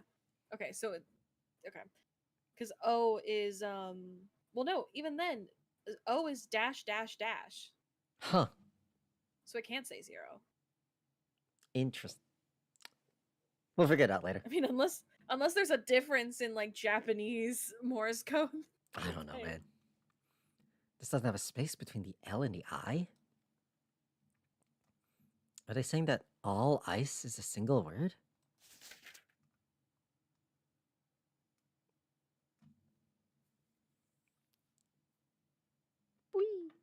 It was an interesting thought, but it left Junpei's mind quickly as he opened the file. What lay inside was far more interesting and far more confusing. Oh god, the curse of the Oh. Egyptian mummy. Each page was covered with strange characters. I did know how to read Egyptian hieroglyphs when I was Really? younger. Did When we I was talk in about that my when we went to the museum? I maybe a little, I think. Cuz I was really so I've always loved Rick Riordan. But when Rick Riordan started doing Egyptian books, even before that I liked it cuz I actually at one point had a bookmark that I made that had my name in hieroglyphs that like I had like laminated cuz we went Mhm. somewhere and they had that whatever blah blah blah. But I've always really loved Egyptian stuff and like the history and things like that. And when I was reading the Red Pyramid series, I got really into Egyptian hieroglyphs and things like Mm. that, and like learning how to read the stories on the walls of like pyramids and things like that, like temples. Um, I've lost most of it because that was like a decade ago, but I know still some of them. If like if I were given like a not a cheat sheet, you know what I mean, but like a little like piece of paper, I would be able to like look at it and then be like, oh, okay, so this is this and this is this. So Okay. it's just been a while. I see. Each each page was covered with strange characters. They looked like tiny drawings of birds, snakes, insects, horned animals, wings, and even kneeling humans. These were many pages in the file, and each was full of strange symbols. What the hell is this? He didn't realize he'd spoken out loud until Ace looked over at him. They are hieroglyphs, a form of writing used in ancient Egypt. Ancient Egypt? Well, that's right. Well, can you read them? Of course! I can't. Why would you think I could? What the hell? Junpei flipped through a few more pages. It wasn't just one or two pages that were covered in strange symbols. Every single page was covered in them. Whoa, the whole thing's like that? Trying to read them was pointless. You know, this reminds me of? This reminds me of the fact that I'm pretty sure it was Leonardo da Vinci who used to write his book backwards. Yeah, like in like a cipher? Well, not only was it a cipher, it was also every word was backwards. I see, okay. Huh, yeah. To like make sure that none of his stuff would get stolen. So some fucker just wrote this book in hieroglyphs. Yeah. I mean, Junpei wasn't going to waste any more time with them. You know? that's a good layer of security because you can just encode the Yeah. hieroglyphs after the fact too. If you wrote everything backwards and then hieroglyphed it. And then put it in a cipher after that. That's 3 layers. You got, hey, the more layers, the better, I guess. He made to close the file. And something fell out. Huh? What's this? He bent down and picked it up. Oh, a keycard. There was a symbol on it that reminds Jupiter. That's not even the Jupiter key. I was trying to think of what it is. That's Mars. What was the symbol that reminded Junpei of the symbol of the Saturn and Mercury key cards? This one, however, had a dot in the center of the male symbol. Uranus. And that's the Uranus symbol. Oh shit, I missed the dot. Yeah, it is Uranus. Junpei looks over to see Ace examining the card. In addition to the Uranus symbol, there were 3 words engraved in the card as well. Bottom deck Something's library. written on the bottom? Bottom deck library? This must be the key to the library then. Is the bottom deck a library? Huh. Interesting. Anyway, whatever. It's gonna have to wait. Can't do anything right now. So let me talk. I think did I talk about Sailor Uranus? No, because we've not found this key card. Okay, that's what I thought. Okay, so let me talk about Sailor Uranus really quick. So Sailor Uranus is the girlfriend to Sailor the planet that's right next to it. Oh my god, it's Neptune? Neptune, yeah. So cuz Sailor Neptune and Sailor Uranus are girlfriends. My favorite lore thing for Sailor Moon is that it was written like pretty well back, and they have always been girlfriends. Like even in the original manga, they have always been girlfriends. However, when it was turned into an anime and then brought to America, they were turned into cousins. You know what's funny? We did technically talk about this, but it was with Neptune. Yes. But let me tell you specifically about Uranus. So Uranus is a very like I said that Makoto Jupiter was a tomboy. Like Uranus for most people is just gender envy because she wears the boys outfit to school. When they first meet her, they think that she's a boy. And she doesn't correct them because she just doesn't care. Hey, power move. Exactly. And she does like motorcycle races, and while Neptune is far more artsy, Uranus is very uh sporty, I think is the best way to say that. And my one of my favorite things is that they both of them enter a contest, and it's like a lovers contest where it's like, how well do you know your lover? And they rock it. Like literally there's a part of it where it's like you're the boy, like the quote unquote the boy has to look at a hand. Like all the girls stick their hand out of a hole, you can't see their faces at all, you just have to look at their hand, and you have to pick the hand that is your lover. You don't know which box they're in, you only get to look at the hand. And of course, Uranus, right out the gate, is the first person to find Neptune. Easy, just like that. Like, honestly, they are so close to each other, and they are just the cutest. Like, I love them. I love them so much. They're so cute. And, so Neptune does, like, water powers. Like, she's got water powers.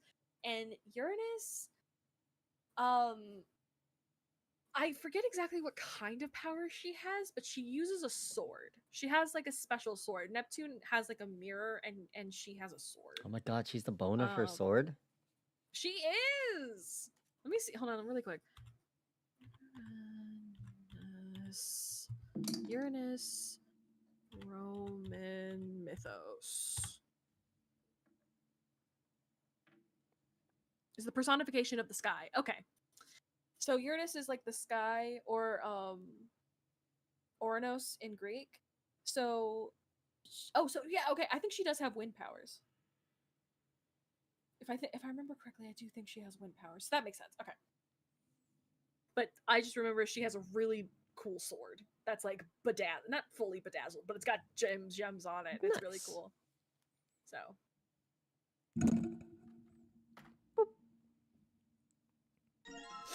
we got new material. Thank you for coming to my TED Talk. Of course. A unique key. Okay.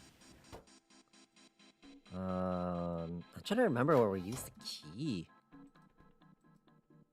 Is the key that thing that looks like the gun or whatever? Yeah. Weird.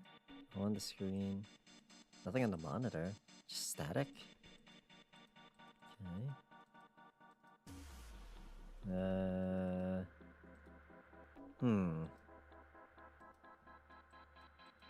Let me look at the key again. Anywhere. Yeah, sure thing.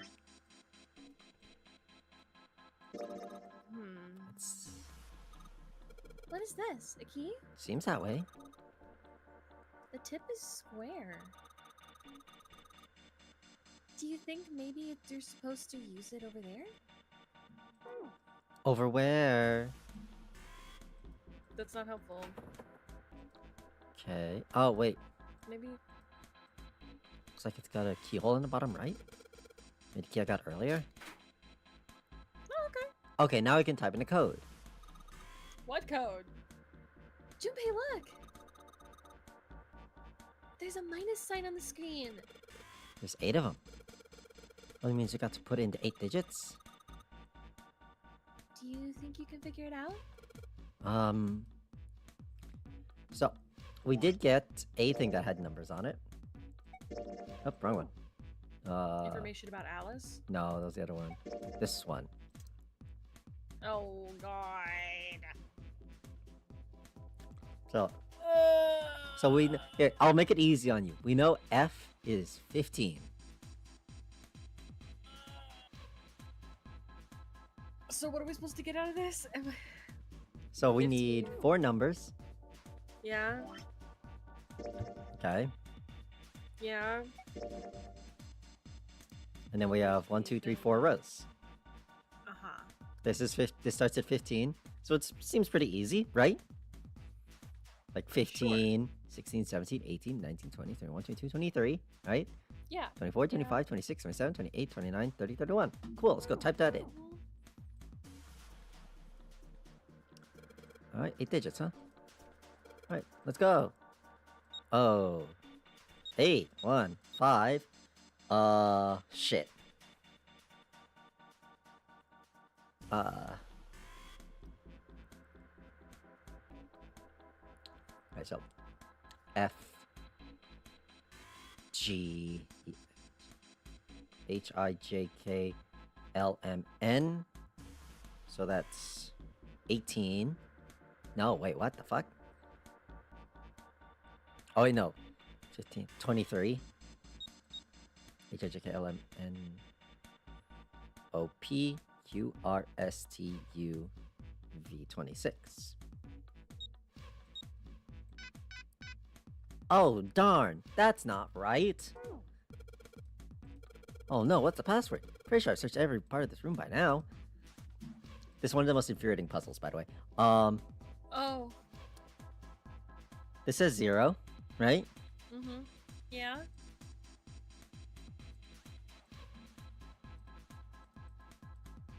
Is it Z-E-R-O? Yep, in hex. Okay. Well, not in hex, but like... Okay, this is one of the most infuriating puzzles of this thing. Because you're supposed to take 0, Mm-hmm. have a hexadecimal... Have the hexadecimal-esque equivalent of that letter, and then re-put that into base 10. Which is very unintuitive. Oh, shit. So Z, as I recall... Fuck. So 15. So F G H I J K L M N O P Q R S T U. I'm at 20B if you could remember that. 20. V W X Y Z. So 25. So 25. E, so E F, so at 14. R, so that's F G H I J K L M N O P Q R. So that's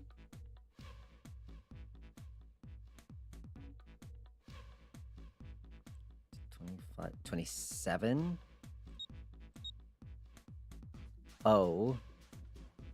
So F G H I J K L M N O is 23. What the fuck did I mess up? Ah! Okay, hang on. So Z, so F G H I J K L M N O P Q R S T U V W X Y Z. Yeah, that's 25. E, so it's 14. G, or R.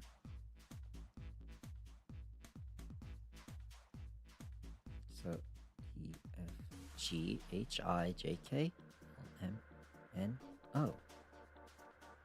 15, 24. Wait, shit, that's why. 35, that's why.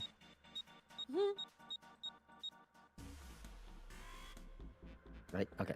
So F G H I J K L M N O is 15, 20. Oopsie. Okay. 35. 14.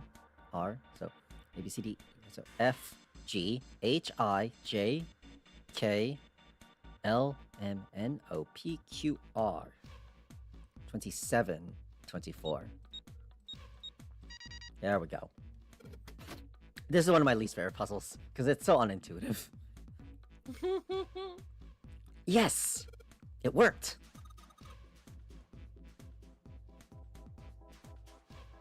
Boing. Good job, Junpei. Well, you're a very uppity. Excellent! You seem to have unlocked it. I almost forgot about the fact that my brother's dead. Woo! We also have not examined the body at this point. Which we really should. Like, I feel like that should have been part of it. Like, let me look at the body. Oh, good work, Junpei. Oh, all right. Well, let's go. We did it. Yeah, so we have not examined the body, so we don't know that Clover's brother is not dead. Oh, you mean that body? I feel like we should have looked at the No, like, captain's because like if we body. look at the flow chart, also we're at the inflection point. Because like we examined, Let's die. we examined. This actually went faster than I thought it would. I mean, this one's only 4 blips, so. We went through like the way that we went about it. It's in this one right here that we learn about Snake and like his prosthetic and his prosthesis. So when we go and figure out that he's dead, and then we look at the body, we don't notice it.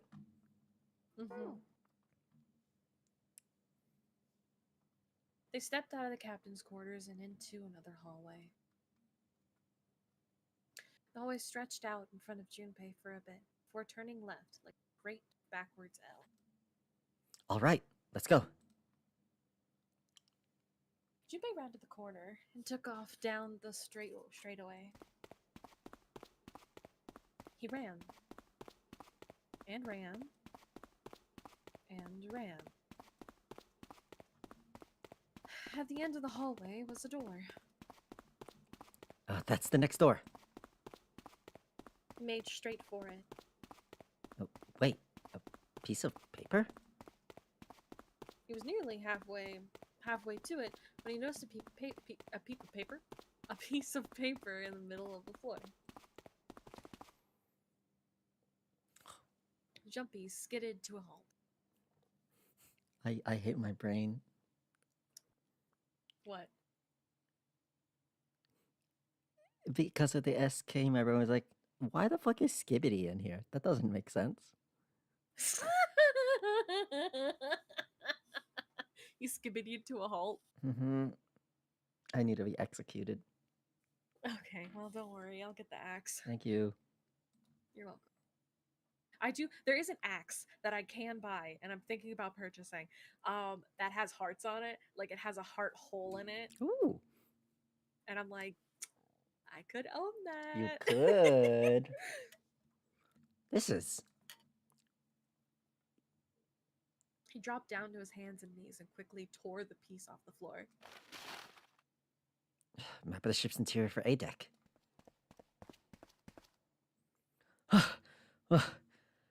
What's wrong?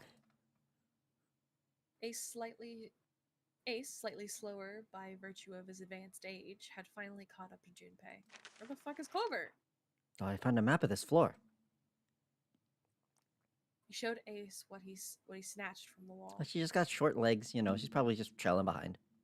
Or he stabbed her again. He looked at it long enough to determine what it was and nodded. I see. With that, he began running again, asked Junpei. Well, that was anticlimactic. I should keep this, though.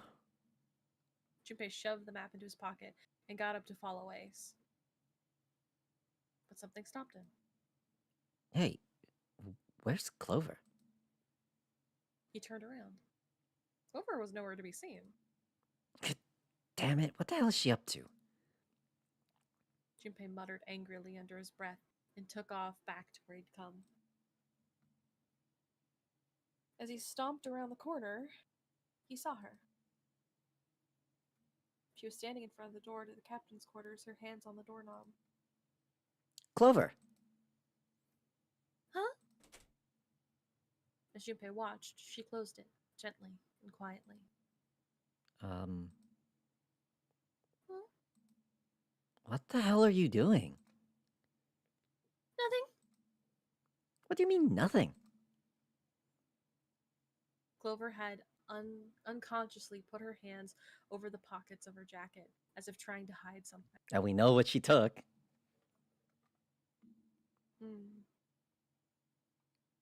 Because, I mean, she went into the store the last time, too. Yeah. You remember what she took out of this one?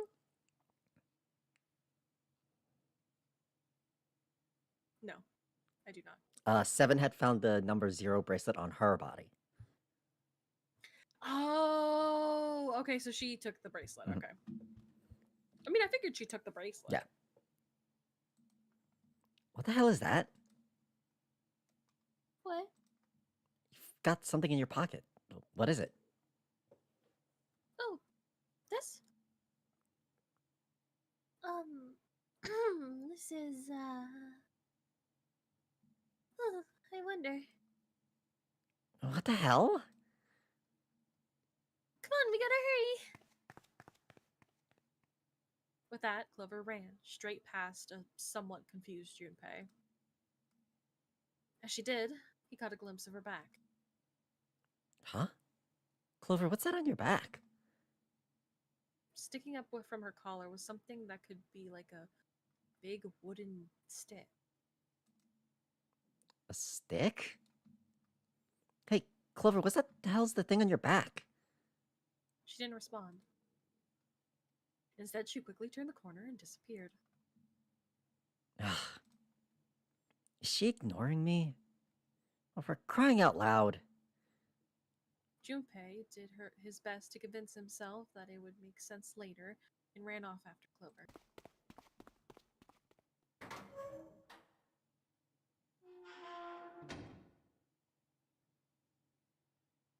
Junpei pushed through the door and found himself in a large room with a large set of stairs. The big stairs. So this is where it ends up. Just like it said on the map. It was just what he had expected to see after reading the map. His "I see" after reading the map himself meant that Ace had probably realized the same thing. Ace? Did he head down? He put his hand on the handrail and leaned over to look down. Oh, there he is. Look, the 4 others are there too. And not just Ace, Santa, June, Seven, and Lotus as well. Really? Oh, right. Because they went into the other door. Yeah, they went They went through into the engine room. Yeah. Well, no, because we went in the room, but Clover and them went into that room. Yes. So this is where in the alternate universe, this is when we all met up, and Lotus was like, "We can't find her." Mm-hmm. Okay, it's all connected. Let's join them. Currently, no one has died. Wow. Except for, Junpei like, and the ninth Clover- man. But, you know. Well, but he doesn't matter. And, like, I guess Junpei 2 and other Clover people. glanced at each other and hurried down the stairs. Yeah, they don't matter. They reached B deck at the same time. Jumpy, Clover. June's face was excited. Something had happened that made Junpei could tell by simply looking at her. Well, what's up? Given their situation, he was not inclined to be excited about sudden developments. June, however, couldn't contain herself. We found it! Found what? We found it! What did you find? The last door! Why did you giggle at that? No, because I was... My brain was like... I was gonna say something really stupid instead. Like, we found your virginity or something. And then I just didn't say it out loud, so I laughed at myself. But now it's been said out loud, so now everyone knows. Everyone, laugh. Laugh at my joke. We found door 9! What? Come on, just follow us. We'll explain on the way. Okay. 7 turned and jogged down the stairs. Well, if that's the case, Wait for me! we should get going as well. The rest followed. Jumpy! We finally made it! The relief and excitement in her voice echoed with each one of them laughing. And everything is going great too, because Ace doesn't have a gun. This is true. However, he does have a knife. He does have a knife. Yeah, it's finally time.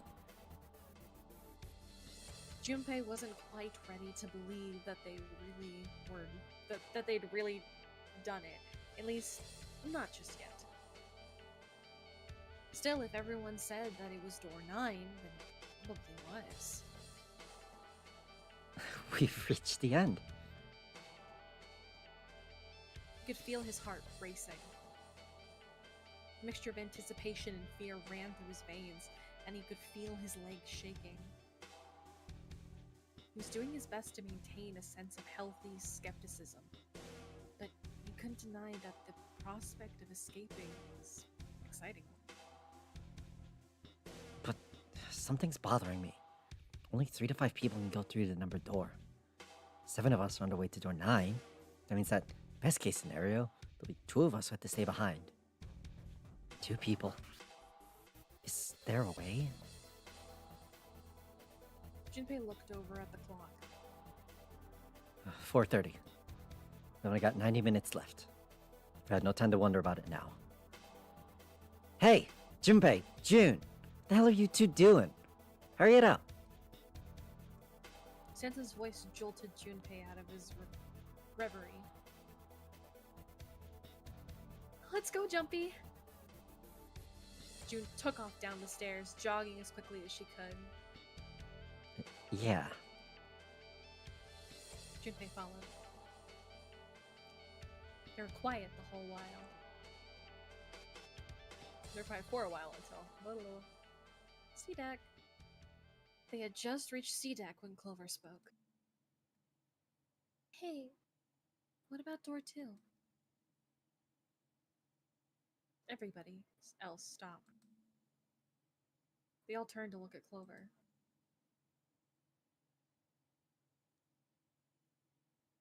Seven spoke. What about door 2? Door 2 is the only one we haven't gone through it yet. I mean, Yes, that's true. are you guys okay with that? On investigating it, I mean? So what? We found door 9. We don't need any other doors. What's the point?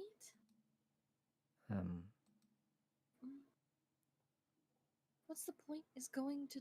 What's the point in going to door 9? Ugh.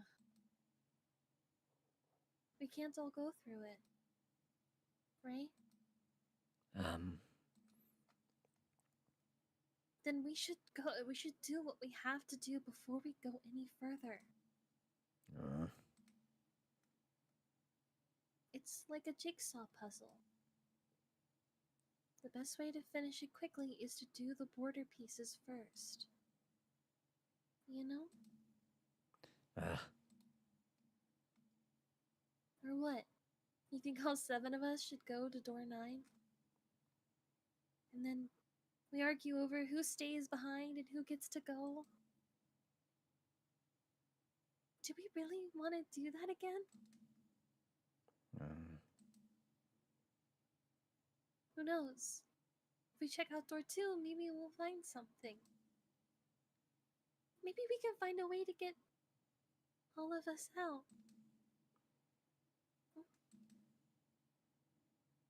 I don't know what might be in there. We may not find anything. But don't you think it'd be better to at least have a look? I mean, am I wrong? Does that sound wrong to you guys?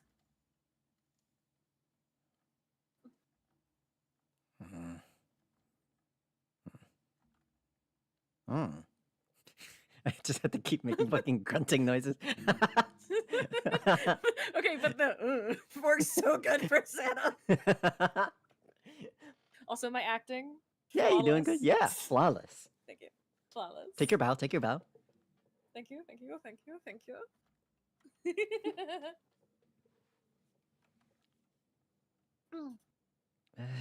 Yeah, you do have a point. We're gonna get stabbed in that door. The others nodded in agreement. The last time I checked the clock, it was 4:30. It's not like we've got a lot of time, but if we're quick about it, we might have time to take a look. You're right. Let's go take a look at door 2.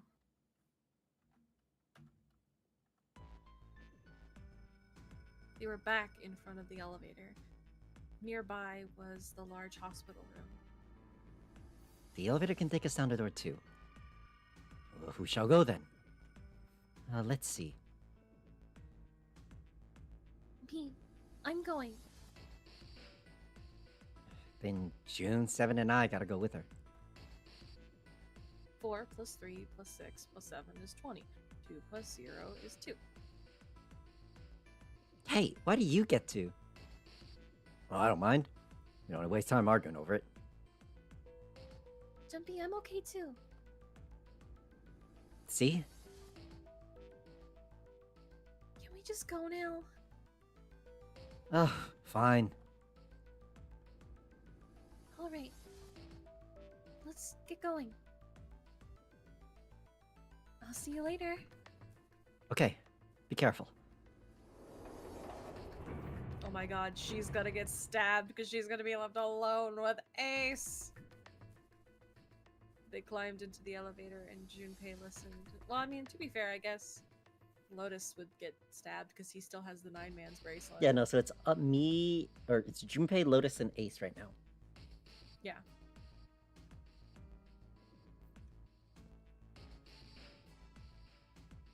Oh, right, because she went. Okay, so only Junpei, Ace, and Lotus were left. So it's... Yeah.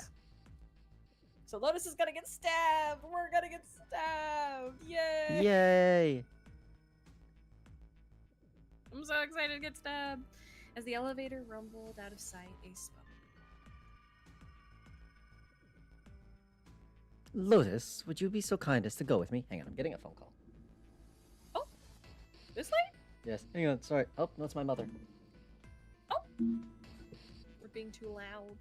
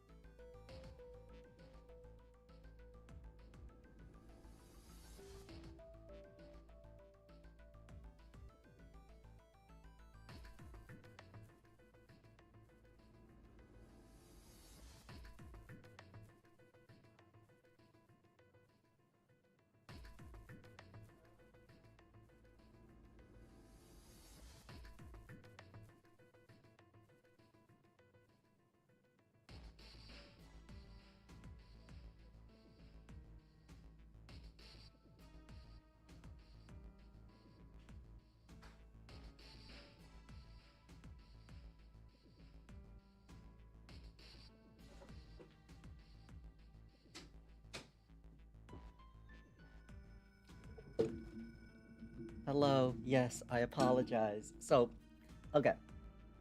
So, Hi. I'm dog sitting for the weekend, right? Oh, okay. Okay. So, I was called to make sure that the dog had been fed. And I was like, yes, the dog has been fed. I can take care of pets. Lotus, would you be so kind as to go with me?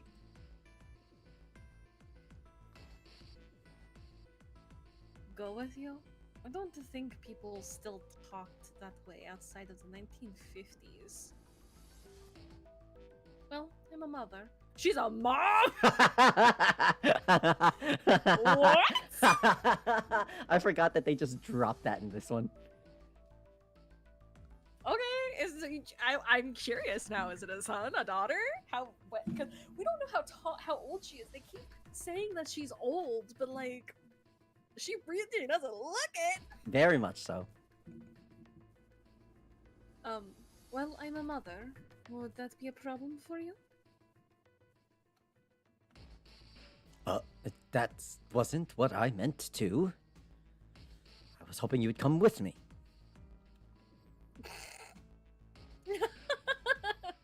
Seriously, though, I was kidding. So, where was it you wanted to take me? To hell! Gut stab! Stab it, stab, stab! There's something I wanted to show you. Hey, man, what the hell? I'm not important enough? Well, it's not like that. Once I've shown Lotus, I'll show you. Really? Of course. It's called the edge of a blade. Ace's smile was friendly. Oh, fine. Do whatever you want. Thanks, Junpei. Are you coming, Lotus? Fine. It doesn't look like they're going to be back anytime soon. I might as well go see whatever it is you think is so important. Thank you. Well then, shall we go? Ace turned and began to walk. Lotus followed. They disappeared into the hallway on the left.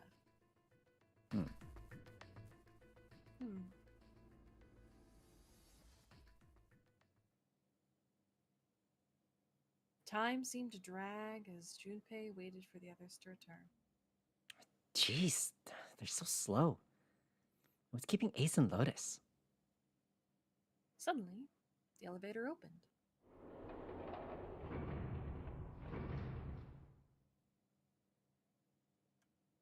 A single person stood there. Clover! I guess you're the first one back? It was only Clover inside. He didn't see the rest. She looked at Junpei and slowly, purposefully, stepped out of the elevator. The door closed behind her. Well, where's everybody else? What happened? She didn't answer. Instead, her eyes swept the room and then settled on Junpei. Where are Ace and Lotus? Huh? Oh, Ace said he wanted to show Lotus something, so they went into the hallway. Junpei explained what had happened. Oh, then they went over there? Her voice was small and timid. Yeah? I think so. He repeated his earlier question. So, where are June, Santa, and Seven? Why aren't they with you? You really want to know? There was something wrong with her smile. You want to redo that take real quick then with that info? Yep. Yeah. Okay. Yep. Okay. You really want to know? There we go.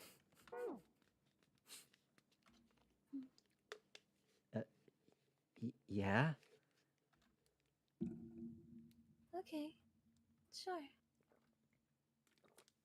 Here, let me show you. Clover pulled something out of her pocket and tossed it onto the floor at Junpei's feet. What do you think she's tossed? They're all the bracelets. It's all their bracelets. Or it's their severed hands or something. Huh? He looked down. On the floor in front of him were 3 metal rings. Bracelets? Yeah, she killed all of them and took their bracelets. Oh my god. Oh my god. Oh, holy shit. Junpei collapsed. No. No way. No way. This has gotta be some kind of joke. This can't be real. Junpei's body felt like rubber. His heart felt like a cold lump in his chest, and his hands shook uncontrollably. Sweat poured down his face. The 3 bracelets sat there on the floor before him. You could see the numbers on their faces. 3, 3, yep. 7. And 6.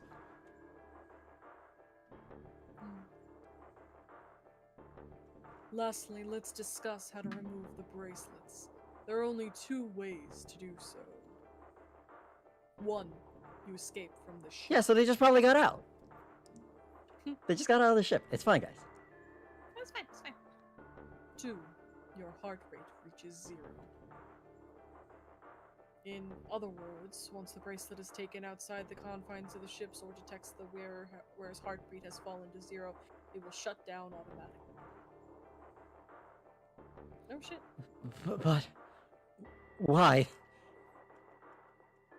Junpei's voice was flat and broken. Clover's response was cold. Revenge for my brother.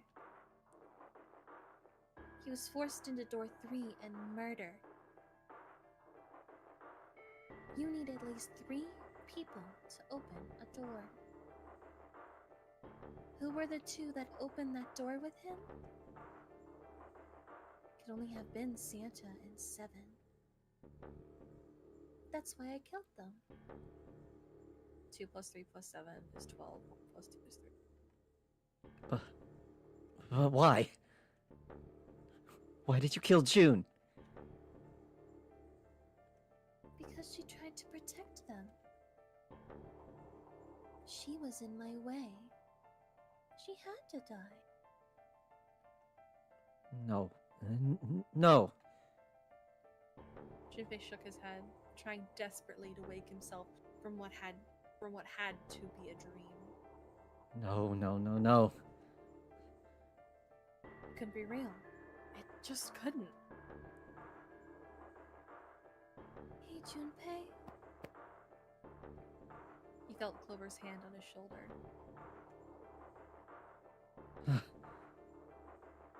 Her smile was wrong. Horribly wrong.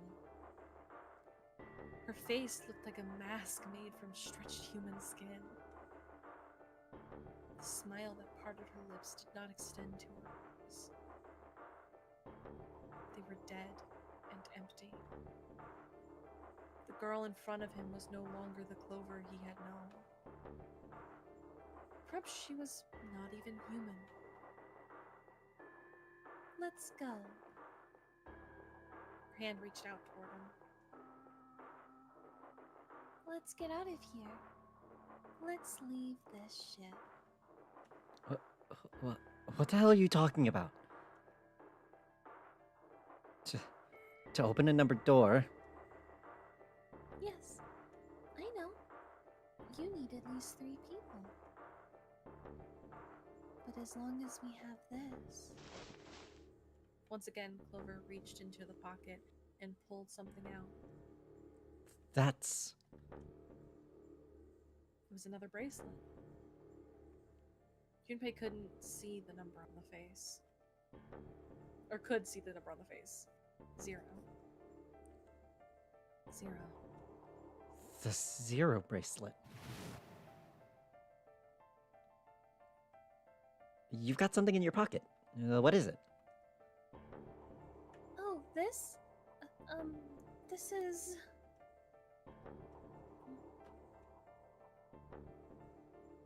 See? You get it now. If we have the zero bracelet, we can leave. You and I can open the 9 door with just the two of us. 4 plus 5 plus 0 is 9. See? So let's go! Come on, hurry up! She shoved out her hand again. Junpei looked up at Clover. She had the face of a demon. But there was something else. There was a holy light that surrounded her. She was both a fierce god and a benevolent goddess filled with love. Junpei?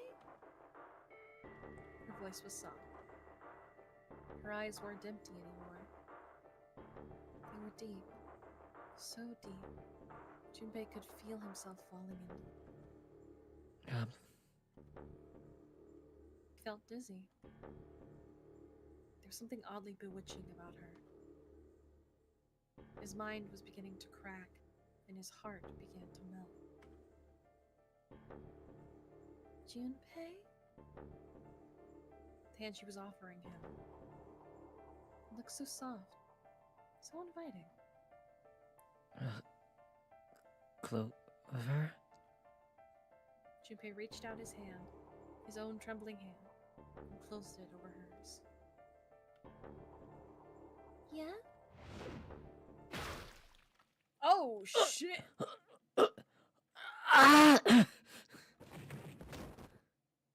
Junpei writhed in agony.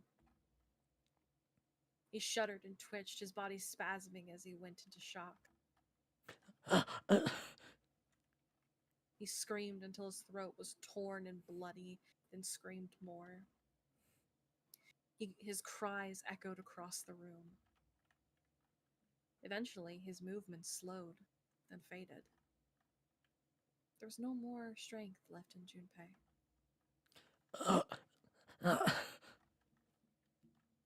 You could feel his body began to go numb. He no longer felt pain. He no longer felt anything. Whatever Junpei had been was gone. The last remnants of his mind began to fade. Even as his vision faded to nothingness, he saw Clover. Thanks, Junpei. Oh shit, I just realized she's wearing heels. Oh shit! This yeah, entire you're right. fucking time. Damn. I'm just gonna borrow this, okay? Her smile was cold. We got the bad ending music, guys. Yay, I got to play a crazy girl. I'm so happy. What was left of Junpei's conscious mind drifted away. All that was left was a twisted, broken corpse. Can I guess what this ending's called? Yeah. It's the axe ending. Yeah. Yeah, I figured. If we have the safe ending, the knife ending, this has to be the axe ending. Because when we go and save, it will show an axe. Yeah. Alright. Oh So- shit. So, Oh gosh, we gotta go all the way back? well, I mean, we've seen these two things already. We just got to go and, like, reclaim them real quick. Okay. The only ones that we haven't seen are the two things in here, Mm-hmm. this in here, Those. and then this, and then, oh, that's weird. What? Why is there a yellow one? Don't worry about it. So I'm just gonna, like, I'm just gonna really quickly, I think it's this one. Hang on. Oh.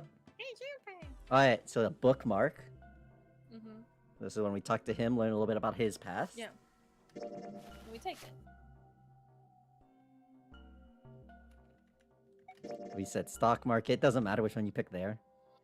Mhm. But you recall that, right? Yeah. So I did, something in there, because I thought it was really funny. something in there was a key. We've now reclaimed those. And then Oh my god, it's the clover because it's clover. chemical closet. This changes now. You think we should go back? Also, how long do I have you for so I don't like keep you hostage? Probably for like another hour Okay, before I start getting like tired again. gotcha. Yeah, I think it's probably best.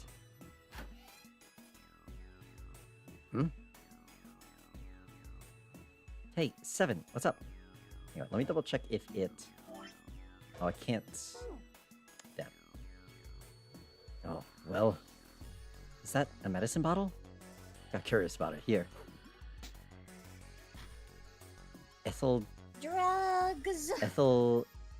Ethylene diamine tartrate? Yeah, that's right. EDT. What kind of medicine is that? It's not medicine, I think. It's an industrial strength detergent. We've done a little bit of this. I'm just gonna probably clean stuff up. Clean what up? Fuck if I know. Still, looks like I clean up my brain. So we remember. So I think. Give me. Yeah, because this is normal EDT stuff. Yeah. Oh shit! Hang on. Yeah, that's new. I was like, man, how do you say it? Like the molecules were communicating with one another? Transmitting information in a way humans couldn't perceive? This phenomena spread throughout the world.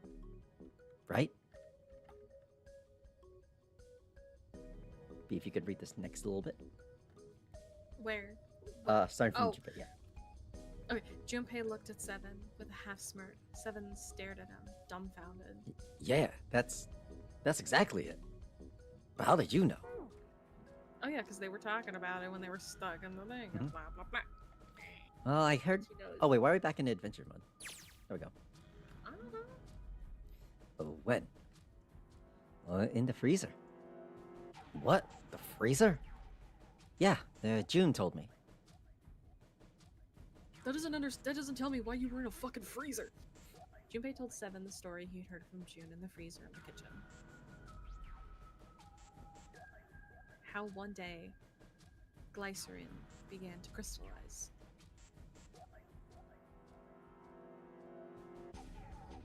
And the story of the ice that wouldn't melt at room temperature.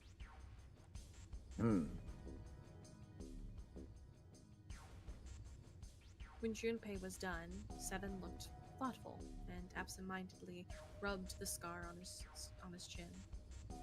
Ice that doesn't melt at room temperature, huh? That sounds familiar? Yeah, hold up. I feel like I can remember something. It's right there. Seven squinted. His eyes stared off into space, as if he were trying to desperately focus on something far away. Do you... Which one do you Know want about Ice 9? Do you know about Ice 9? Ice 9. Ice 9. Ice 9. Ice. Ice. Ice? Baby? Suddenly Seven's voice shot open. Suddenly Seven's eyes shot open. B, your son's trying to communicate with you. Jay wants to know if you're okay with switching to modded Stardew. I think you would also have to mod your game as well, which isn't the hardest process.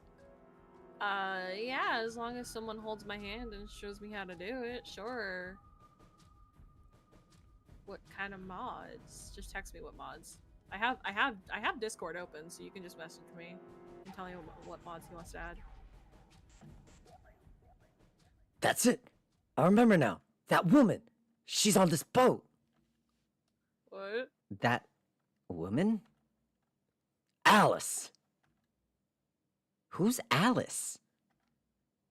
Come on! The woman who won't melt at room temperature. What? Huh? To chat also hello man, that's fair. It became clear to Seven that Junpei had no idea what he was talking about. He ran his hand across his face and took a deep breath. This is very new. Mm-hmm. You know that how the Titanic sank on April 15th, 1912, right? Yeah? More than 1,500 people died. Worst maritime accident in history. What about it? Did you hear about the boat that was sent to collect the dead bodies? I think that was the RMS Carpathia, right? It was a cruise liner just like the Titanic. No, that was the ship that picked up the survivors. The ship that collected the dead bodies was the CS Mackey Bennett. Or McKay Bennett. Sorry. The person who's voicing me is a dumbass. The McKay Bennett showed up on April 17th, 2 days after the accident. It set out from Halifax, a port in Canada, and recovered 306 bodies. The Atlantic that far north was really cold. It would have to be for there to be icebergs and stuff. Anyways, the bodies they pulled out of the water were frozen solid. This isn't a very nice story. So what happened next? Well, they say that McKay Bennett recovered something more than just dead bodies. There were various bits of stuff floating around in the water. Things the drowned had carried with them, or stuff that dislodged as the ship sank. One of the things they found was a coffin. And June Lord. mentioned this. No, not the coffin again. The curse of the Egyptian mummy. No. A coffin? Yeah, a wooden one. The craftsman who made it must have been pretty skilled. It wasn't just a wooden coffin. It was all wood. No nails, no reinforcements, and no gaps in the wood anywhere. The thing was airtight. Drew got pretty curious about what might be inside it and opened it up. They had to get a wedge and hammer to open it. It was so well made. Inside, they found a woman. Or I guess you should say, they found the dead body of a woman. Her hair was thick and black, and her skin rich brown with no blemishes or signs of decomposition. They say she looked gorgeous, like a goddess. She was obviously dead, but everyone who looked at her said that she looked just like she was sleeping. Her skin was so lifelike, it looked like she might wake up at any minute. She didn't, though. Like the rest of the bodies they found, she was frozen solid. Eventually, McKay Bandit finished searching, returned to Halifax. The 306 bodies were unloaded, taken ashore. However, it was warm enough that they began to thaw. They say the stink was horrible. But there was one body that didn't thaw. And that was the girl in the coffin? That's right. Everybody thought for sure she'd melt and start to rot like the rest of them eventually. Weeks passed and nothing happened. Then a month passed, and another, and it was summer. She was still frozen solid. After a while, people started to say she was some sort of miracle. Rumors about her started to spread. People came to visit Halifax from all over. After a while, people started to call her All Ice. Alice. Of course, these rumors didn't last long. But why? Well, she up and disappeared. One day, Alice was there. Next day, she wasn't. Say someone snuck into where they were keeping her and stole the body. With the body gone, rumors followed pretty quickly. And after a while, no one remembered her. You might be able to find something about her if you could find a newspaper from back then, but that's about it. No, wait, you just said she was on this boat? Yeah, I did. It's got to be somewhere on this ship. Now, why the hell would you say something like that? Because I know. And just what is that you know? What happened to Alice after she was stolen? Junpei gulp. All right, tell me. What happened to Alice? Seven nodded slowly and took a look and took on the look of a man recalling something long buried. Well, around that time, word that there was a special black market in New York. all millionaires from all over the world. I've heard that Alice went up for auction there. The person who won the auction was Lord Dashiel Gordain. You've heard of that name before, right? Lord Gordain? Isn't he the guy who bought the Gigantic? The Titanic sister ship? Yeah, that's him. Though I guess he hadn't done that yet. What do you mean? Gordain bought Alice in 1912. Then, 4 years later, in 1916, he bought the Gigantic. And he hid Alice somewhere on the Gigantic? But nobody knows where. That's Seven talking. Oh shit, but nobody knows where. He died in 1931. Thank you, B. You're welcome. And apparently, he died without ever telling anyone where Alice was hidden. However what? Well, he did have one close friend who asked him, "Where is Alice?" And he said, "Alice sleeps in a small chamber past the forest of knowledge beneath the navel of the Gigantic." What the hell is that? Some kind of riddle? I guess as good as mine. So we have to go to the library. Good catch. Thank you. Mhm. Seven threw his hands up in defeat. So that's it. Whatever you think, I believe it. Oh, I hate doing 7 for long periods of time, dude. With throat. Big gulps. Big gulps. I am. She's hidden somewhere in the Gigantic. In other words, she's hidden somewhere on this ship. Huh. Before Junpei could dispute Seven's rather bizarre claim, as Junpei was trying to figure out what on earth he was going to say next, Clover's shrill voice pierced the room. And this is normal woman.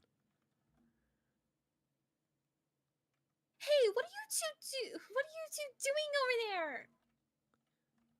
Stop wasting time and get over here! Okay, we're coming. Jeez! Seven looked at Junpei. Yeah, so, anyway, that's the story. Might be useful someday, don't forget it. That cryptic remark, he turned and left the room. Alice, huh? Junpei was left behind to ponder what he'd just heard. He tried to remember what June had told him earlier. That mummy wasn't just a normal mummy. They say that she was frozen. The story says that from the time its discovery all the way through to when it got put on the Titanic. Even though it was carried through the desert, her body never melted. But then, was that Egyptian priestess Alice? Did the water in her body become Ice 9?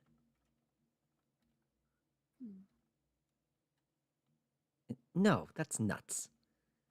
There's no way somebody like that could exist.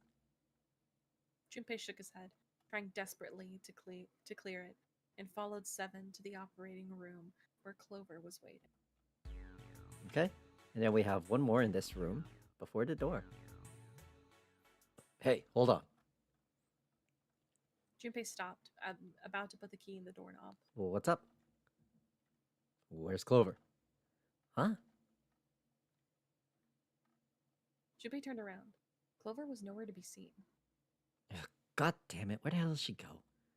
Ugh, okay, hold on a minute, I'll go get her. Sure thing. And this is when she was like, yep. I'm gonna die. Junpei left Seven at the door and headed back to the operating room. I'm gonna die, so I'm just gonna go kill everyone first. I think I talked about this last time, or at least sometime on your stream. But there's oh yeah, because you called it Shitlock. But there's the Sherlock series. Mm-hmm. BBC Shitlock. There's on the very first episode, the guy who's killing people, he's dying just like of natural causes, quote unquote.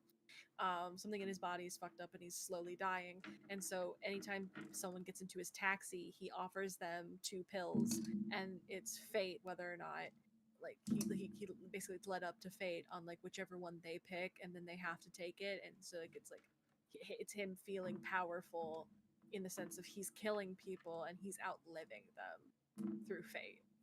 It could have been a great standalone single episode, but then it just had to fucking start Moriarty shit. Frame 1! I don't know like God, anything dude. about Sherlock. The only thing I've seen of Sherlock is that first episode, and then the one where he has like a drug trip into the original like time frame that Sherlock takes place in. So there is, however, I will say there is a Sherlock game that I feel like would be really fun to play on stream. Maybe. Because you actually have to get the pieces of information and you actually have to link them together, and you can get the quote unquote wrong ending. I think I've mentioned if you link things together. there is a mystery game that I do want to play on the channel eventually. Payne's Creek Killings, I think it was. I think I mentioned it to you. I think you mentioned it to me, but I can't. Yeah. I remember you talking about it, but yeah. Maybe that's the one we'll do after this. Sure. We'll figure it out. Yeah. Here's he found her. She's standing next to the operating table. She was staring at the mannequin. Hey, Clover, what's wrong? Come on, let's get out of here. I'm gonna die. She didn't respond. If she hadn't been standing up and breathing, Junpei might have thought she was dead. So I think this is the same for now. What are you doing? Did you want to come back here and say goodbye to John? Best joke. Clover did not laugh. Hey, Clover, can you hear me? Perhaps it was something he said, or perhaps it was something else. Suddenly, her mouth opened and she whispered in a dry, dead tone, "I'm gonna die." Okay, this is still My the brother same. might be dead. Yeah? Yeah. Huh? And I'm gonna die. So gonna... He's dead. If he's dead, I'm gonna be next. Suddenly, the Very operating room felt cold. very, very cold. Oh, What child are you talking abduction. about? Amber alert. No. Oh no. What are you talking about? What's wrong with you? Small shake. Sun screw heavier. Okay. Okay, what do you want to do? Okay, what do you want to do? But I have to pull up the options. Okay, what do you think Junpei's gonna do? That's how we'll do this. He's gonna give her the clover to be like, "Hey, don't worry." Tell Clover Yeah, they give her the four-leaf clover. Tell Clover we need to get the fuck out of here. Give her the four-leaf clover. Oh yeah. He didn't know why, but but suddenly Junpei remembered something he'd been given earlier. It's in my pocket somewhere. Ah, here it is. He reached into his pocket and dug it out. A 4-leaf clover. Santa had given it to him in the second classroom. He held it out to Clover. Hey, did you know? Each leaf means something. Hope, faith, love, and luck. That's what the 4-leaf clover stands for. Take it. Use it as a good luck charm. He pressed the 4-leaf clover into her hand. Listen to me, Clover. No matter what happens, you can never lose hope. You have to remember what's most important. That's to have faith and to have love. If you can remember all those, that'll bring you good luck. Snake, I mean your brother, he's not dead. He's alive, somewhere. I'm sure of it. Just gotta believe in that.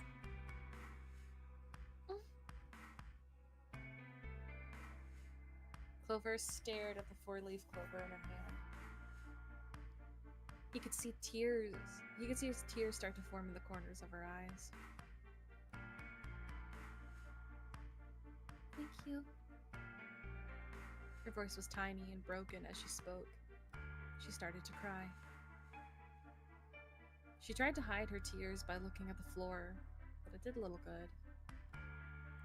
She wiped away the tears with the baggy arms of her jacket, but more quickly took their place. No matter how she tried, she couldn't stop crying.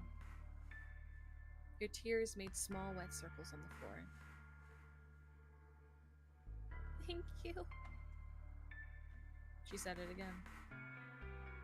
Then she looked up at Junpei and seemed to choke down the last of her grief. She did her best to smile. Junpei wiped an inert tear from her cheek with his thumb and gave her the best smile he could manage. Now, come on. Someone's waiting for us at the exit. But still, she didn't move. Wait, before we go, there's one thing I want to ask you. What's that? What do you think when you hear the word experiment? For a moment, his mind froze. Then he came back to his senses and realized the word meant nothing to him, aside from the dictionary definition. What? Oh, I guess it was just a coincidence then. I mean, you knew about the four-leaf clover. Look, I'm sorry, I don't want to be a jerk, but you're making less than no sense right now. Oh, no, it's nothing. Just forget about it. Oh, don't give me that. You think I could just drop this? What's this experiment you were talking about? Clover looked away. The four-leaf clover was still in her hand. She stared at it for a long moment and then finally spoke. You promise you won't tell anyone? Cross my heart. Really? Really? I can trust you, right?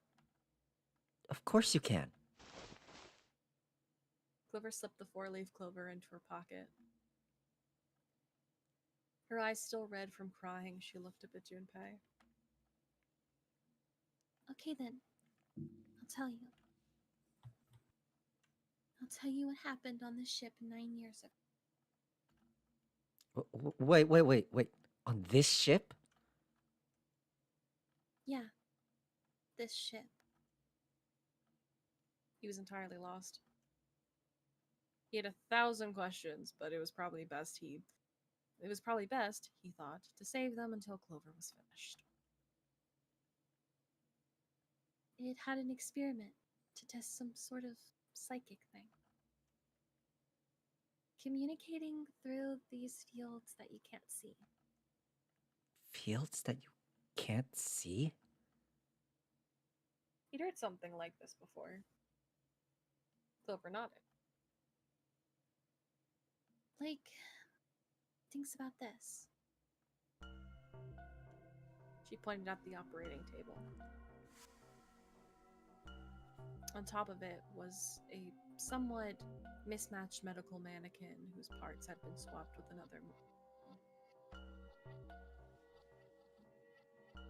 This is John, right? But is he really John? Huh? All Junpei could think was she has finally completely lost him. Isn't this the Lock Socks? Or the ship of Theseus? Junpei grew even more confused. He never heard of either of those things, although they sounded smart. You don't know? You haven't heard of those paradoxes? No. Junpei shook his head.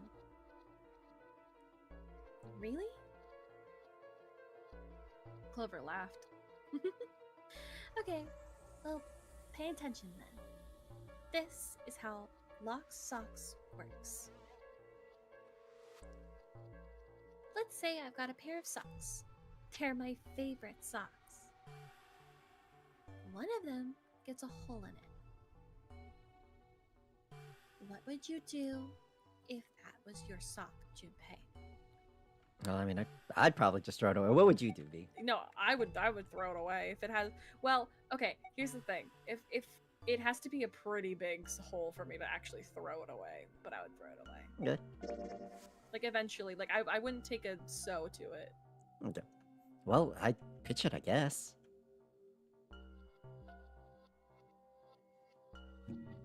Maybe. But it's your favorite. It's your favorite pair of socks. But it's your favorite pair of socks. Come on, who loves their socks that much? It doesn't matter. Just suppose you do love them that much. Huh? Well, I guess then I'd patch it. But what if another hole opens up? Then I'd add another patch, I suppose. What if another one opens up after that? Another patch, I guess? Well, let's say you keep adding new patches. Oh, okay. I know this now. Okay. It took me a second. I was like, "What the fuck is the Theseus ship?" And then she's explaining this. I know what the Theseus ship is. Yeah, Ship of okay. Theseus, yeah. Yes, because the whole thing is, when does it stop being the same sock? Yeah, lock socks Or is like- is a similar thought experiment. Yeah, but like with the thing of Theseus, if like because the wood starts rotting and they have to like replace it, when does it stop being the true ship? of And then if you Theseus? take all the wood from the other ship, or from like all the rotted piece of wood, restore them, and then build a new ship from that, which was the original one. Exactly, yeah. Until eventually the original cloth of the sock is totally gone. Once you get to that point, can you really say that they're the same socks you started with? Huh. Well, that's tough. Junpei crossed his arms. So that's the lock socks thing? Yeah, the ship of Theseus is a lot like that. The ship of Theseus, if you keep fixing the damaged parts of a ship, eventually it ends up with none of the parts it started with. Can you really say that ship is the same one you started with? And what if you took the old parts of the first ship and built another one somewhere else? Then which ship is the real ship of Theseus? The one you repaired, or the one you built with all the original parts? Huh. It was an interesting question. Clover could see Junpei was intrigued. Hey. Oh, that's Hey. you. My bad. No, that's me. Hey, do you think it's the same? What's the same? These guys. Is this John? Or is it Lucy now? Junpei looked at the operating table again. A mannequin full of body parts from a different body. Clover had been right. It was just like locked socks in the ship of Theseus. Part of the body that holds a person's identity is the head.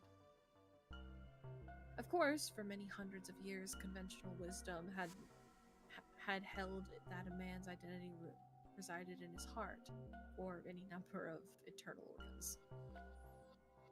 And here, they had both. John's head and heart are both his. But apart from those and a single arm, the rest of his body was once Lucy's. Was the mannequin really John? We're just like these mannequins.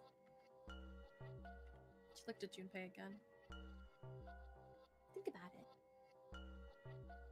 The cells in our body change every day. Old ones die, new ones are born. Maybe part of my arm is made of stuff from a fish I ate once. Or maybe part of your right side is made from a cow you ate. If you take it a little further, those cows and fish are made from something else too, right? That's how we're all connected. Though, through fields that can't be seen with a naked eye. The silence was broken by Seven. Can you guys stop fucking talking? I thought you were gonna. I didn't think you were gonna add the talking part. Can you guys please stop fucking? That's what I thought you were going with.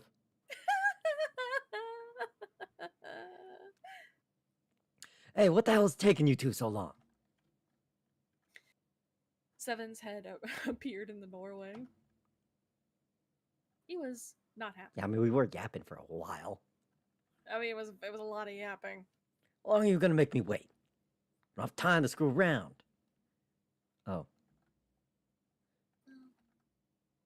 Junpei and Clover looked at each other. Clover looked at Junpei as if to say there was more that she wanted to tell him. She shook her head. Whatever she had to tell him, she didn't want to tell him in front of Seven. Seven seemed to catch on. Oh, what were you two doing? In some sort of secret meeting? No, it wasn't. We were just Just. playing with the mannequins. Huh? Let's go, Junpei. Moving a little bit too fast to be entirely innocent, Clover headed towards the exit. Seven started after her, then turned to Junpei with an amused expression. Playing with mannequins, huh? You know, you into that kind of thing, Junpei. Sir. You're a dick. Junpei dashed past him and traced Clover's path out of the door. With a short laugh, Seven followed. I love Seven, dude. From the door, Junpei took out the Jupiter key. Oh, we did talk about. Oh no, we talked about Jupiter this stream. That's why. Yes. All right, gonna open it now. Is that cool?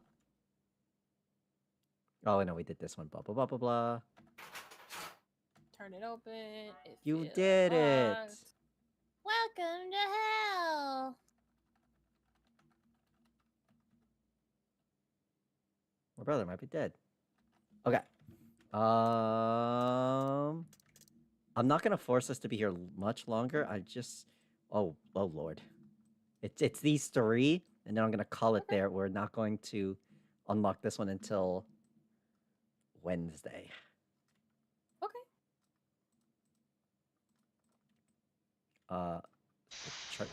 Oh fuck!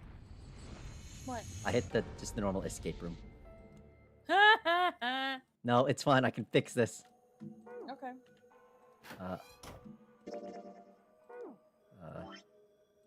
Flow.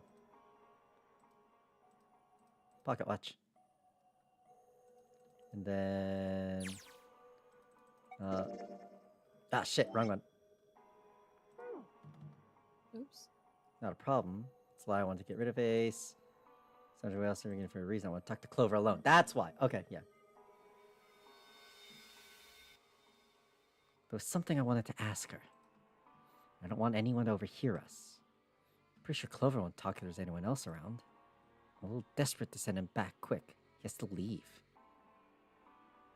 Ace opened his mouth, then took another look at Junpei and shut it again. A small smirk appeared on his face. Oh, I see. Of course. Looked at Junpei. Then glanced at Clover. I apologize for the intrusion. Well, best of luck. Ace gave Junpei a knowing pat on the shoulder and left. Phew. Junpei let out a sigh and brushed a few drops of sweat off from his forehead. He turned and found himself looking straight into Clover's eyes. She'd heard what Ace had said. She regarded Junpei with caution. What was that about? She was clearly suspicious, and with good reason. Why are you looking at me like that? Junpei's eyes widened, and he held onto his hands in a gesture of innocence. Oh, no. It's not like that. What's it like then? I just wanted to hear the rest of that story. I didn't get a chance to ask you about it till now. What story? About the experiment. Remember? When you started to tell me in the operating room. You said something about an experiment that happened here 9 years ago? Clover bit her lip. She stared down at the floor for several long moments, and when she spoke, it was barely audible. I'm sorry, but I don't want to talk about that right now. I'm just not in the mood, okay? Oh. Come back after we found the dead body. You understand, right? I keep thinking about my brother. I can't stop. I mean, who would do something like that to my brother? Ah. I can't forgive them. I'm not gonna let them get away with it. They're going to pay for it. I promise. So. Her shoulders were shaking. Drops of blood had sprung from her lip from where she was biting them. She wiped it off and looked up at Junpei, her eyes fierce and angry. Junpei, who do you think did it? Her voice was cold and scarcely above a whisper. Junpei gulped. Well, if what Seven said was right, there would have to be at least 2 of them. You need at least 3 people to open and number doors. If you subtract Snake, that means there are at least 2 other people. You're right. So what does that mean? Well, if we just look at the bracelet numbers, we should be able to figure it out. Who could have opened door 3 with Snake? Well, really, who and who, or who and who? You mean it could have been 4 people? Well, technically it's possible. I don't know. That doesn't seem very likely. Why? I'll tell you later. Why don't we just assume it was only 2 people for now? Oh, okay. Got it. Let's do that then. Then, who do you think it could be? Junpei crossed his arms in thought. Snake's bracelet number was 2. Which 2 bracelet numbers added to 2 will give it 1 digit 3. Okay, let's have you think through that real quick. Well, I already know the answers. Oh, yeah, okay. Yeah, there's a lot. Yeah, so none of them, well, because he's dead, so I don't get to pick. I don't get to pick the correct answer, which is Ace and the 9-man's bracelet. Okay.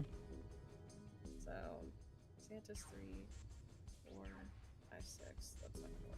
So I mean, I know it's Santa and 7, but I don't think it's anyone else. You just want to click that one? Yeah. Would it be Santa and 7?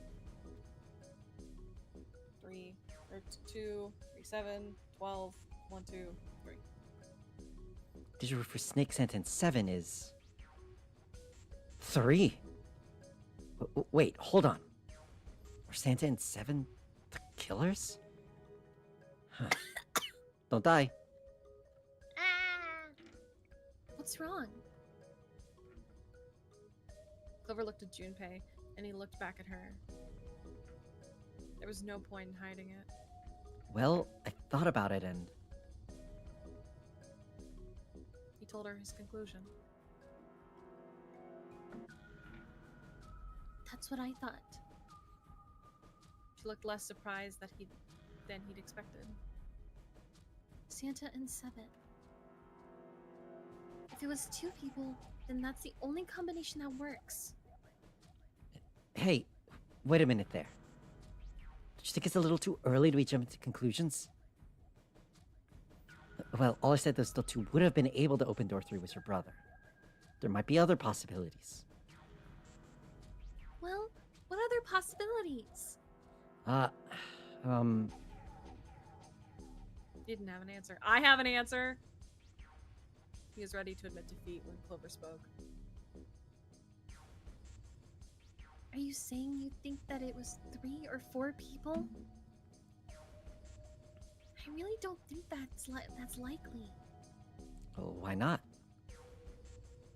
Can I borrow your pen and paper? Just don't stab me. Into the hand. Clover put her hand out expectantly. Yeah, here. Junpei pulled out his pen and pad of paper and handed them to her. She opened the notebook and wrote down several simple addition problems. Eventually, she had 8, which provided a digital root of 3. 2 plus 1 plus 3 plus 6 is 12. 2 plus 1 plus 4 plus 5 is 12. You just want me to, like, 2 scroll plus- through these? Yeah, because I can see them. They're right there. I can see them. What's this? These are the combinations for 3 to 4 people. These 8 combinations are the only possible ones. I see. Junpei, Yeah? I can trust you, right? Of course. Why would you need to ask that? Really? Yeah? So then, I should get rid of B, D, G, and H, right? Of course, just cross them out. And you should take off yours too. The ones with 4. Right. So, what does that leave? A and E. So it's that one and that one. Wait, it can't be A. Why? Because that's June in that one. There's no way in hell she'd do something like that. Are you sure? I'd bet my life on it. Okay then, cross off A2, right? Yeah? Well, what have we got left? E. It's that one. Do you know what this means? Everyone besides me, you, and June would be working together. Do you think that's likely? If there were 4 people working together, they wouldn't be very cautious. I don't think they'd try that hard to hide what they were doing if they outnumbered us, right? Well, you do have a point. And besides, if Ace and 7 were working together, they could have easily gotten rid of me when I went to the shower room with them. But they didn't. They didn't even try anything. If they were the killers, why wouldn't they? Her voice was calm, but Junpei had only to look her in the eye to know it was a forced calm. There were tears forming in the corners of her eyes, and she was blinking furiously to keep them back.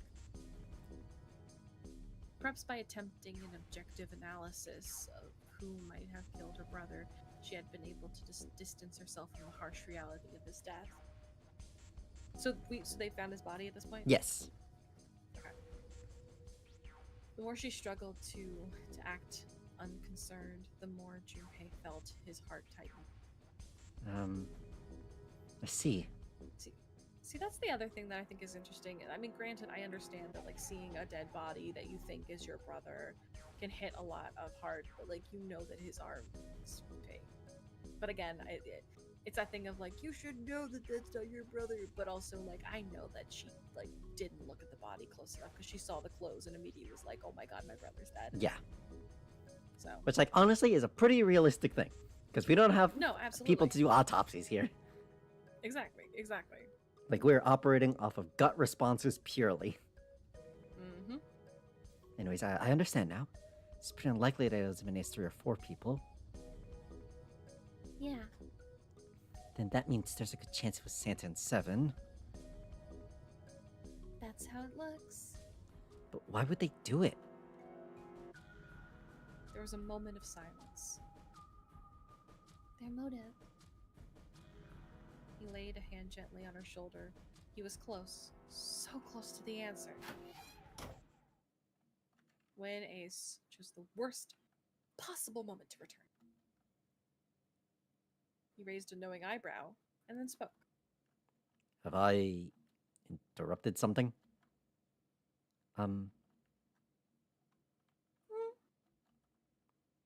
What is it? There was something I wanted to speak with you about. Junpei, could you come with me for a moment? And he'll walk back towards... He turned on his... I think this He turned on his heel and walked back towards the wheel. I think this is when he goes and confronts us? Go ahead.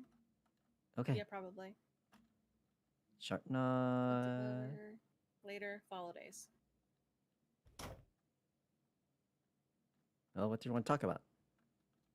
Yes. Yeah. I want to check something. Shoves his hand in the pocket. It's just a different background. There we go. Okay, that's that. Then... the 2 things. Red file. So when we figured the all ice thing. File in the drawer. I think something's on the cover. All ice? All ice? Alice? Alice. Wait, does that mean... Jeez. Junpei couldn't hold back. He had to know what was in that file. Each page was covered with strange characters. They looked like tiny drawings of birds, snakes, insects, horned animals, wings, and even kneeling humans. There was many pages in the file, and each was full of these strange symbols. What the hell is this? He didn't realize he'd spoken out loud until Ace looked over at him. They are hieroglyphics, a form of writing used in ancient Egypt. Ancient Egypt? That's right. Can you read them? Of course. I can't. What would make you think I could? And then we've done this part. Flipping through the pages. It wasn't just 1 or 2 pages. Everything. Everything was covered in them. Oh, the whole thing's like that. It close the file. Something fell out. Oh, there we go. Here's when we pick up the thing. Oh, key card. Mercury dot... Uranus. It's Uranus symbol. Okay, I think this is where it starts giving me stuff. Something's written on the bottom. Bottom deck library? This must be a key to the library then. So it would seem. Bottom deck library? Ah! Junpei remembered something he heard. 7 waiting in the chemical closet. 7 said something like... a lot. Alice sleeps in this small chamber of a forest knowledge beneath the navel is gigantic. Could beneath the navel mean the bottom deck and the forest of knowledge is the library? Could Alice be in a room somewhere beyond the library? What's wrong? Something on your mind? Junpei blinked. Only then did he notice I was called him Alice. Noticed Ace looking at him, curiosity and concern written across the face in equal parts. Yeah, I just remembered something. Is that so? What about? Well, don't laugh, okay? There was no reason for Junpei to hide his thoughts. Yeah, it's not like he's a bitch or something. I know, he began to explain his theory to Ace. Then he stopped. Then he stopped. It wouldn't make much sense if Ace didn't know who Alice was supposed to be. So he told Ace everything June had told him. And 3 hours later, that's it. The Egyptian priestess in Ice 9. Interesting. And the woman who wouldn't melt, who was recovered from the Titanic disaster. They call her All Ice, which eventually turned into Alice. And she was purchased by an English millionaire who called himself Lord Gordain. According to Seven, the ship was where he hid Alice. And you think he hid her in a small room beyond the library on the bottom deck? Yeah, I mean, it is just a theory. An Alice theory! Damn. Thanks for watching.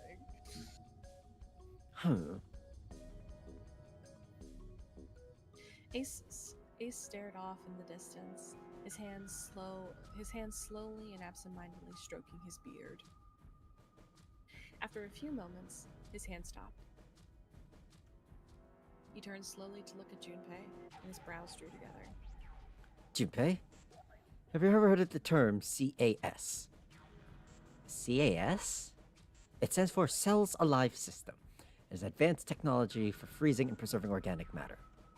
Put simply, it is a technique that allows one to freeze things without the formation of ice crystals. Normally, if you freeze something fresh, water within its cells expands as it crystallizes, damaging the cell membrane. CAS, however, works differently.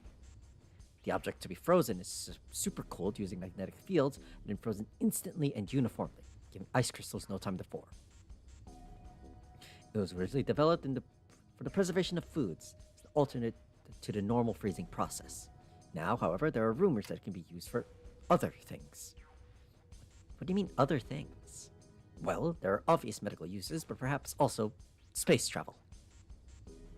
Space travel? Are you serious? Surely you've heard of suspended animation? Cryogenic freezing. It's a fairly common idea in science fiction books and films. People are sometimes frozen for especially lengthy journeys through space. That was when Junpei understood what Ace was suggesting. Whoa. Wait a minute here. Ace looked at him and raised an eyebrow. Are you saying that Alice was frozen using that CAS thing? Well, I'm sure the possibility is quite low, but it is a possibility. If this special ice you call Ice 9 does indeed exist, and if CAS was used to freeze her into that sort of ice instantaneously, do you think she could still be alive? Well, I can't say for sure, of course. I'm only talking about possibilities. The melting point for Ice 9 is 96 degrees, right? If she were put somewhere where she could reach that temperature... That's nuts! Are you really saying she could have defrosted and started walking about? You're Can quite... I say something? Yeah. I think that this ending is called the Alice ending. Okay. Or the All Ice ending. Okay. That's my hypothesis currently. You're quite right. It does sound unbelievable.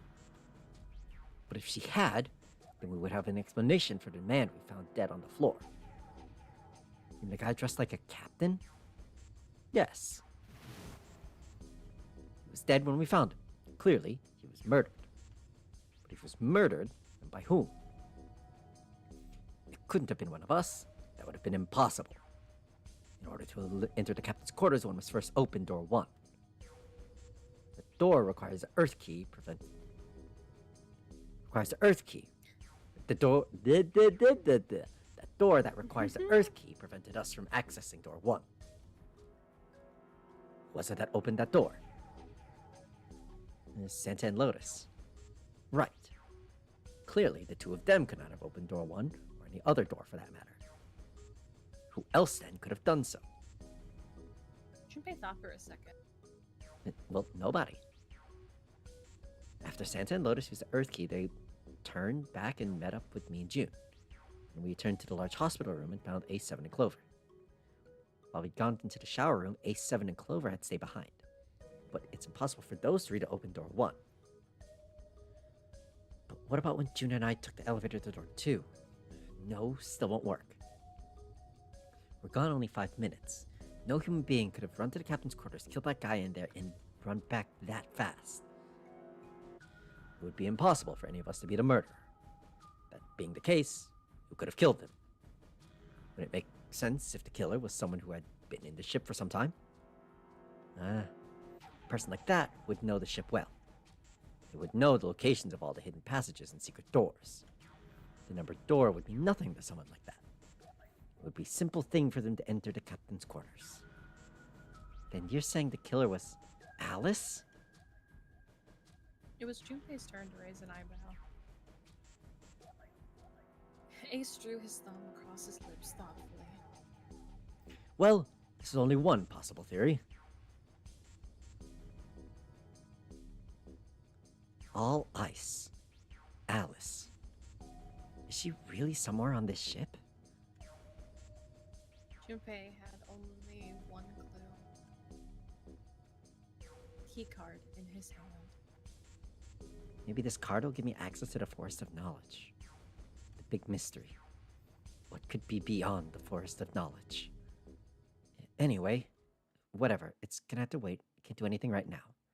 I'll come back to this later. He gripped the key card tighter and shoved it into his pocket. Okay. There's this one. Heh. Junpei snorted Okay. with grim humor of the second time since he'd come into the room. Okay, just gonna skim this while we try to find a new bit. Breathing. Clover nodded nothing. Seems like she was carrying a little bit. Still, he had to ask. He gestured toward the corpse. What do you think? Who do you think it is? Do you think it's Chloe? Do you think it's Zero? And I said that Zero is one of us. Yeah, but... Don't you get it? The captain's clothes he's got on. Of course, the breast went Zero on it. It's too obvious.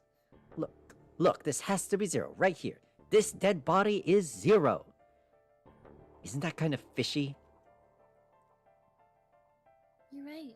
Only an idiot wouldn't see through something like... No, that's not the point. I'm not trying to make fun of them for thinking a trick like that would work. I'm sure they didn't think it would work. Which is why it made me wonder. Why did they do it? I think this is a challenge. A challenge from the person who's really behind all of this. He's making fun of us. Don't you get it? If whoever killed this guy really wanted us to think this corpse was Zero, they'd never have put a bracelet on him. Walking about with a Zero bracelet would be like hanging a sign around your neck that said, I did it. Anyone with a brain would be able to see that this guy is supposed to look like everything Zero is supposed to be. Just like we did. The killer must have known we wouldn't think he was Zero. Put a bracelet on him anyway. Do you know why? Why? Like I said, he's mocking us. Too bad, suckers. This isn't Zero. Where's the real me then? See if you can catch me. Same bad joke a lot of criminals like to play. They'll just sit back and watch people run in circles. That's really twisted. But it almost seems kind of childish. Yeah, you're right. It's really childish. It's like it's just a game to whoever this person is. That's what it seems funny to me. Junpei bent down next to the corpse. Alright, let's get back to the point. Who killed this man? I don't know. And what's this guy's deal? Who is he? How would I know that? If I knew anything, I would have told you. You have no idea who he is? Why would I? Junpei sat back on his haunches and thought. We should check and see if he's got anything on him that might tell us who he is. Yeah, give me a hand here, Clover. Huh? gotta flip him over. How else are we gonna search his pockets? Mm. Clover didn't move. Okay, fine. Guess I'll do it. Junpei had no choice but to move the body on his own. Here we go. He grabbed hold of an area not completely covered in blood and shoved. It took a moment, but eventually, Junpei felt the man's bulk begin to shift. But just as it did, Huh? something fell from the man's left wrist. Hey, it's the... The bracelet was 0 on the face. But... Lastly, let us discuss how to remove the bracelets. Blah, blah, blah, blah, blah. Escape from the One, you ship. escape the ship. You die. Get the fuck off my lawn. Get the fuck off my lawn. Oh, God. Junpei stared at the bracelet. This man, he's dead, isn't he? No! No, really? Really? Wow. I never thought that. crazy. No, it's just... because I didn't really think about it till right now. If his bracelet's off, that means he's dead. Well, it's pretty obvious that he's dead. You don't really need to look at his bracelet to figure out that he's dead. Yeah, I guess you're right. It's pretty obvious. Looks a lot better than the other bodies we've seen, though, you know? I mean, there was all this blood. He almost looked like he was still alive. I mean, I know it's kind of a messed up thing to say, but he kind of has it better, you know? Dying from a bomb going off inside you? I mean, that's just... So Snick's bones went right through his skin. Dude. I think the explosion must have thrown him against a wall or something. There was a broken bone just sticking out of his left arm. And... Suddenly, Junpei realized what he was saying. How could he have been so cruel? He clasped his hands over his mouth. But it was already too late. He turned to look at Clover. She was glaring at him furiously. Realize what he said. Yeah. What did you just say? Or it sounded cold. He knew an apology could hardly atone for what he'd done, but he tried anyways. Oh, man, I'm so sorry. I shouldn't have said that. I really didn't know what I was thinking. I mean... No, that's not what I'm talking about. What did you just say about his arm? Arm? Yes, his left arm. You said it, didn't you? Well, yeah, I did, but... I mean, didn't you see it too? Of course not. I could barely think about him. I could barely look at him. There was no way I was going to see the details. Clover took a quick, deep breath. Are you sure it was his left arm? Junpei thought back. Yeah, I'm pretty sure it was. And he had a broken bone, right? So Clover never figured this out. Only we figured this out in that last route. Mm-hmm. Because she kind of died before we could tell her. Yeah. Poor thing. Just... What the hell are you getting at here? Just shut up and answer me. She shoved her finger closer to his.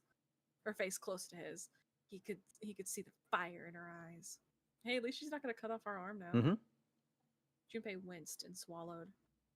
Yeah, he did.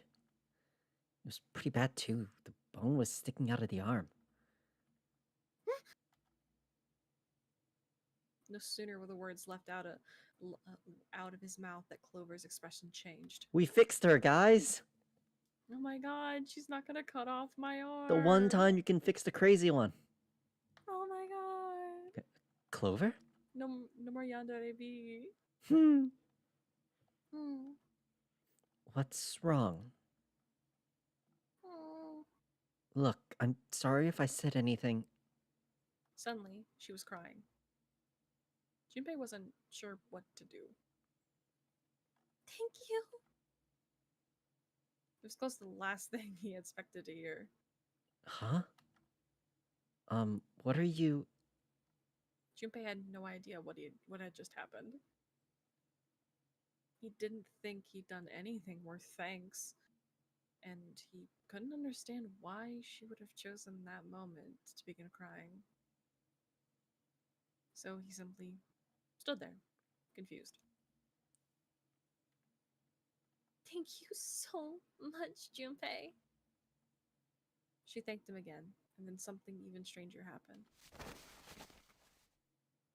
Hugs! Clover threw herself into Junpei's surprised arms. Hey, what's going on with you? I'm sorry, it's just. I'm so happy. Why? The body in the shower room, it isn't his. It isn't my brother. Huh? It's not the same. Why on earth would you think that? Because his left arm is. She stopped herself. I'm sorry. I really shouldn't be talking about this. Junpei decided it'd be prudent not to press her for any more information. Prudent? Prudent, sure. Yeah, prudent, yeah. Prudent. If she did not wish to tell him, she certainly had a reason for doing so. Even though it'd be really interesting for you to know that his arm is fake. Yeah.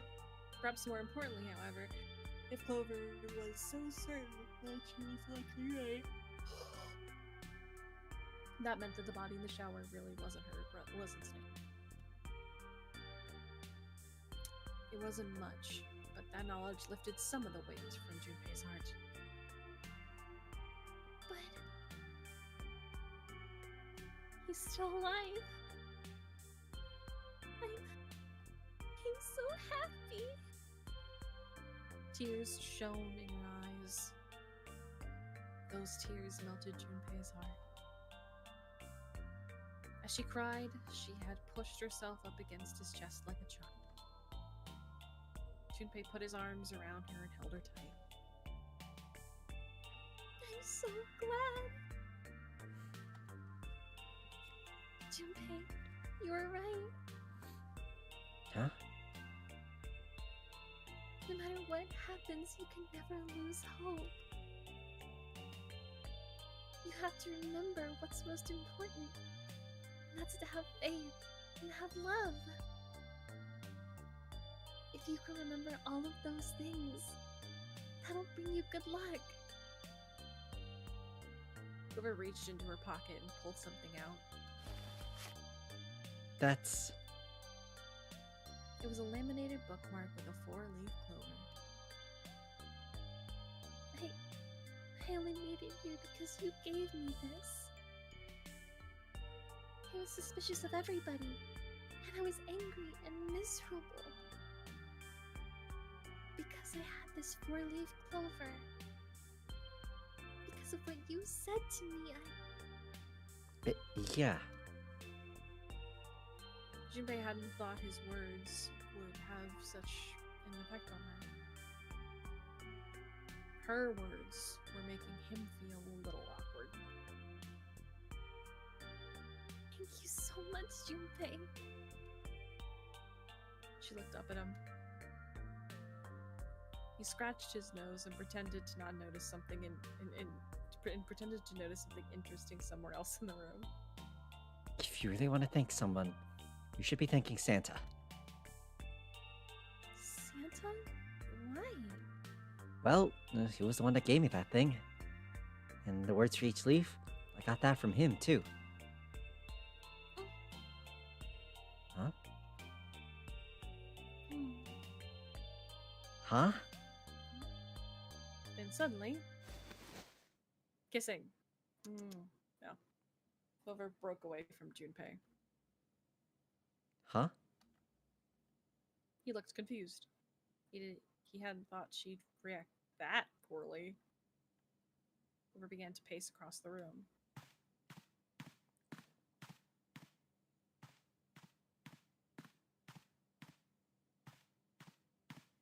Six steps to the left. Six steps to the right. Another 6 to the left. And then she stopped. Did Santa really tell you those things?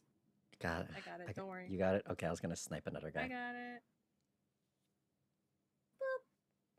Your first kill! Congratulations on this channel. You've gotten your first Yay! kill. Yay! Did Santa really tell you those things? Her eyes were serious, but not angry. Yeah, he did. Did I say something wrong? Oh, no, not at all. In fact, this could be really good news, I think. You think?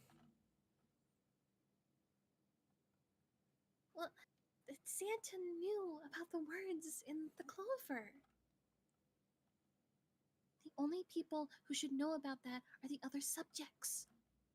Subjects? Oh, his sister's hella dead. The other people who were in the experiment 9 years ago with my brother and me. Huh? But he's blind. And I was part of the Nevada test group. So neither of us would be able to recognize the faces of the people who were there on this boat. Whoa. Time out. Junpei held up his hands. He took a deep breath and let it out. Let's just calm down for a second, okay? Start from the top. Don't start with the end and then jump to the middle. You gotta start with 1, then move to 2, and 3, and 4, and so on. If you don't tell me stuff in the right order, I'm never gonna be able to figure it out. Okay. Clover nodded. Alright, let's start with this experiment. What happened on this boat 9 years ago? Do you know about morphogenetic fields? Morphogenetic fields? He did, and the realization sent chills down Junpei's spine. Alright, how about this? The theory of the telepathic mechanism. I think Lotus mentioned something like that? Junpei recounted what Lotus had told him earlier. Clover nodded. Telepathy. Huh. Well, that's not really it, but I suppose that's similar. So they were testing telepathy on this ship? Yeah, I guess so. I'm sorry? What? What? What are you doing? No, I had to look something up real quick. Sorry. I'm looking up a word.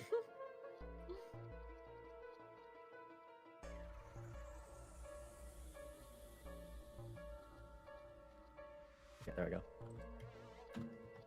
So, what exactly did they have you guys do? The same thing that we're doing now. Exactly the same thing. What? The nonary game. 9 people were put on the boat, and the 9 others were put in the building in Nevada, and the game started. Junpei grabbed the sides of his head. Look, I'm sorry, but I don't get it. What do the nonary game and some telepathy experiment have to do with each other? Dude, it's not that hard Am to I connect the dots. Missing something here? Yes, I can tell you what it is. I can tell you what it is. The connection is like with the rats. Like, well, I mean, obviously that's a different. Yeah, no, I get what But- you mean. I understand what you mean. Yeah, and it's one of those things. where it's like, especially if they're siblings, of course they would get put into this game because they quote unquote might have a higher connection with each other because they're biologically related. So of course he was put onto the ship and she was put into the building in Nevada. I would bet you good money that something similar happened with Santa, and Santa's sister was with Clover and he was on the ship. Okay. Because here's the thing, she doesn't recognize Santa. Yeah. However, and it's not like Snake would be able to recognize him. Yeah, that's what you were just saying earlier because, too. Yeah. Yeah, because it would have been 9 years, so obviously his Puberty. voice probably changed, and he's blind. That begs the question though: if we're playing a nunnery game again, who the fuck are we linking with? Because both siblings are on the ship. We are linking to June. But June's also on the ship. Oh, what do you mean? Oh, that's what you mean. Okay, Yeah. who are we linking? Yeah, like with? people, who are these people linking with? And why the fuck is Ace here if he ran the first nunnery game experiment? Well, so that's the thing. I don't think now we're linked to anyone. Mm-hmm. I think this is revenge. Okay. In my humblest of opinions. So that begs the question: if the siblings are here, and this game is about revenge, why would they have been dragged into it? That's so fair. many things. So many things. I have ideas, and I have ideas. Okay. But I don't know how to properly put them into words quite yet. Gotcha. So, but Clover bit her lip, and then it started bleeding again. She blinked back sudden tears. What had happened to her in Nevada? The ability to access a morphogenetic field is attached by a couple of things. The first is Epiphany. epiphany? Okay, that is what that word is. The first is epiphany, and the other is danger. You know how sometimes when you're up against a really tough problem, and then the answer just kind of pops into your head? That's an epiphany. And what you learn from the epiphany can be transmitted with telepathy. When you add danger to that equation, then it gets easier to transmit the information over telepathy. So you're saying the nunnery game was supposed to induce that element of danger? Yeah, but it couldn't be just any old danger. It had to be life and death. And someone did actually die. A girl. Santa's sister. Huh. Junpei felt the sudden grip of despair on his heart. Something deep and distant and powerful squeezed, and for a moment he felt very, very empty and alone.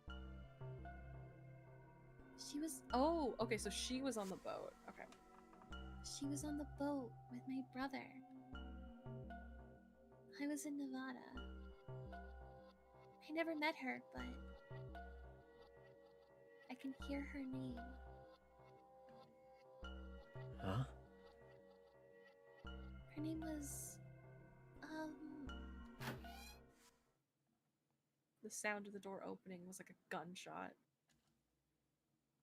Junpei spun around. Oh, my apologies. I seem to have disturbed you. Ace, you two must have strong stomachs. I can't imagine how long you would stay in this room for so long. Ace glanced down at the floor. At the corpse covered in blood. At any rate, Junpei, would you be so kind as to come and help me with something? I'm having a little trouble, and I could really use your assistance. Come on, it'll only take a moment. With that, he turned back and walked towards the communication office. Clover waited until he was out of sight, then spoke in a small, quiet voice. I don't want Ace to hear us. We can talk about this later. Huh? Hey, wait. Clover ignored him. From outside, Junpei could hear Ace calling. Junpei, what are you doing in there? Hurry up. Ugh. Grumbling to himself, Junpei stomped off towards the communications office. I have a question. What's the question? Do you- Yes, we can do the ending. Do you have... It's not an ending. It's 20 minutes. I have 20 minutes. What do you mean? Excellent.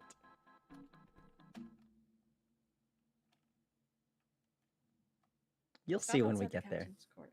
Oh god. I think we can skip past this a little. Yeah. Backwards L.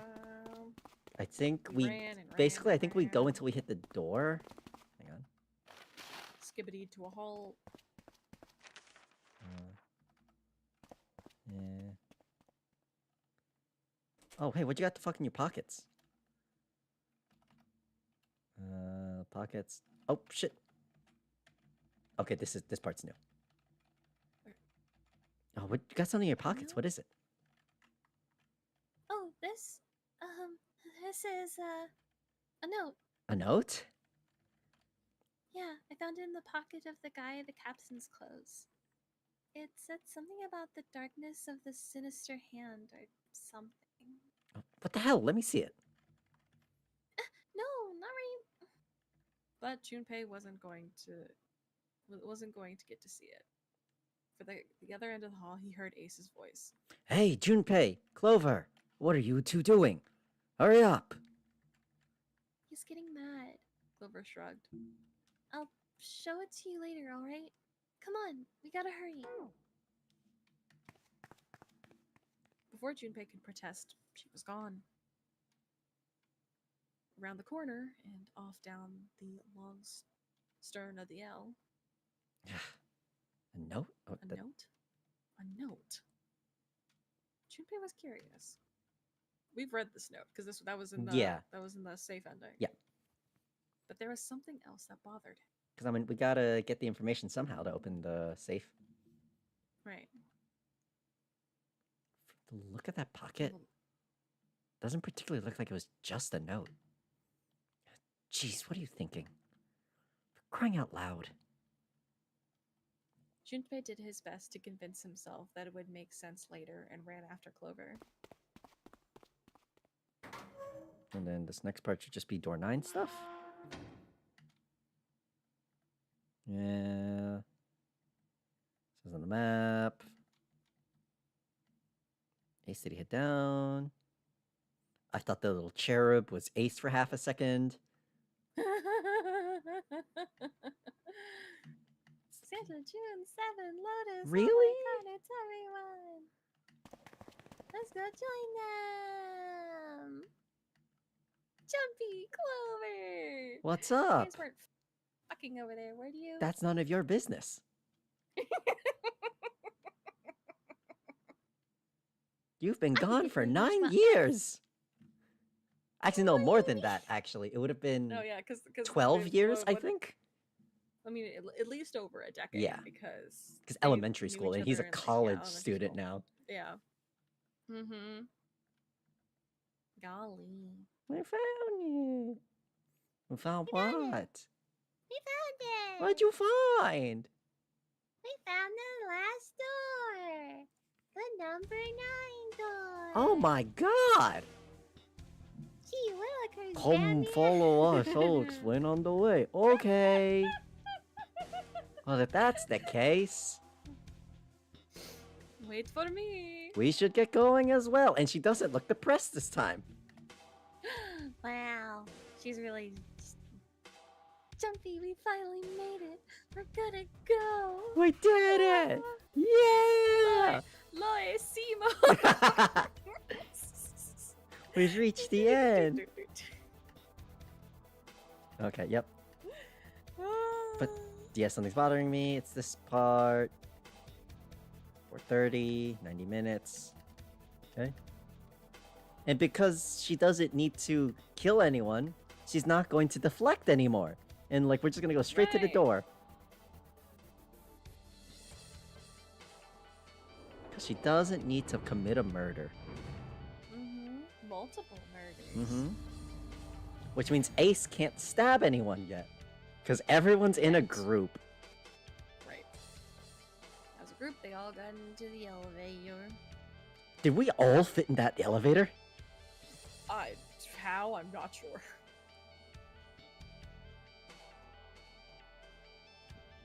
Okay, this is new stuff. Okay.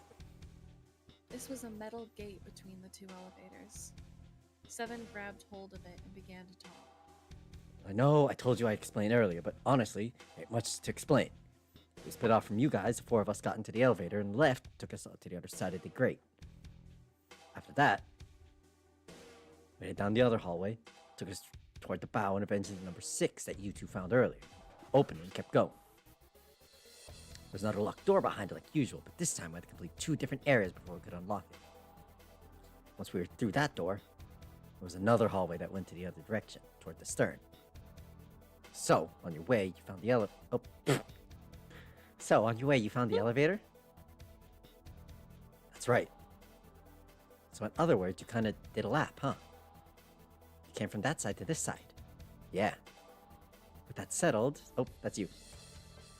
With that settled, Junpei looked around. You're very excited, it's fine. Yes, this is the part that made this visual novel my favorite visual novel of all time. Alright, let's find out. So, where's the number 9 door? Over here. Follow me. Seven began walking down the hallway that led towards the stern. Junpei and the others broke into a jog and kept up with him. By the way, they had been walking for a while. June in silent step with Junpei when she spoke. You know, it's because of Santa that we're all here right now. Huh? That all 7 of us are going to door 9. What? You don't get it? Santa, 7, and Lotus. What's their digital root? 9. 9? It's 9. That's right. They could have just left me behind and kept going if they wanted to. But they didn't. Yes, because Santa wouldn't let them. Probably because she reminds him of his sister who's dead. He said, we can't leave June and the others behind. I mean, that would explain why he's been, like, helping Junpei, you know? That's why we went looking for you guys.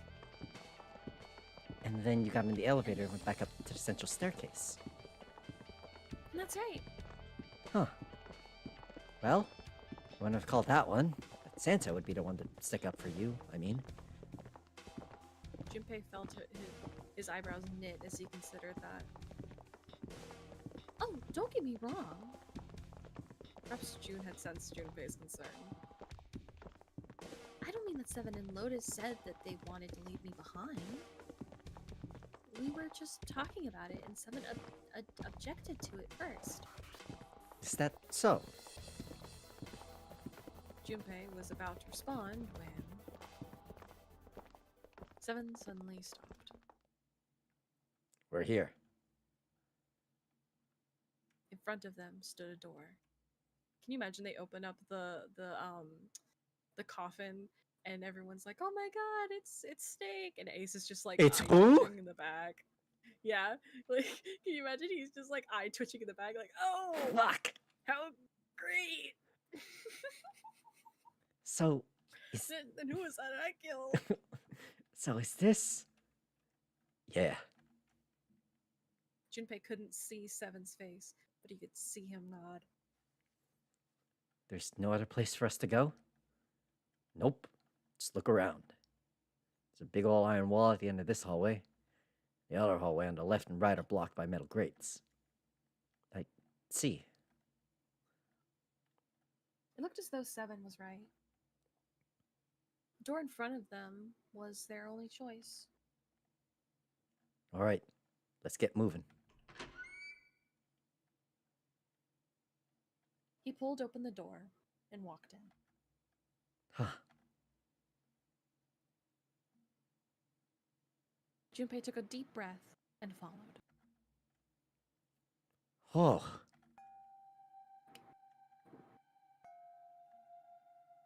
It appeared they had been telling the truth. No way. First thing Junpei saw as he entered the room was the number 9. Like all the others, it was a rough thing made of red paint. The door it decorated sat at the back of the wall,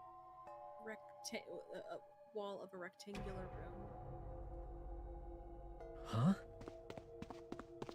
Junpei ran up to it. The 9 door. It was a large double door with powerful styling. Something about it was almost majestic and made the red paint look especially garnish. We're finally here. Junpei grabbed the handle and shook. It didn't budge, but then he hadn't really expected it to. The red was bolted to the wall next to the door. It displayed its display read vacant. No doubt about it. This is door 9. Finally. This is the last. Junpei felt a flood of emotions wash over him.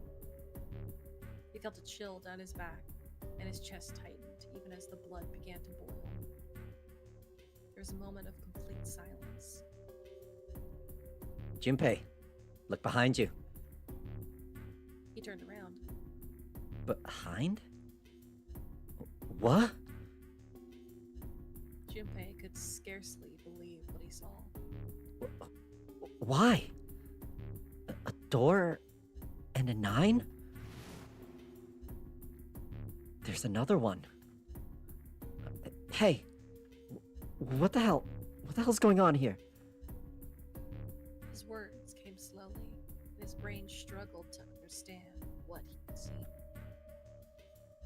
On shaky legs, he made his way to the second 9. It was a small door, set parallel to the door that came through, but in the other corner of the room. 9. There was no mistake that the number, no mistaking the number, and if any more proof was needed, a red was bolted to the wall near the door. There's a red there too? That means... And of course, it won't open. You got it, don't worry. He grabbed the handle and shook the door, not because he expected it to open, but because he had to make sure it was real. But why? Why the hell are there 2 doors? It was Ace who spoke first. Do you think perhaps one is the right door? And the other's the wrong one? Lotus was skeptical.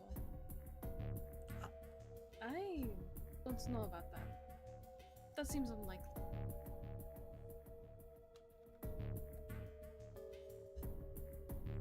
What makes you say so? Well, think about all the rooms we've been through so far.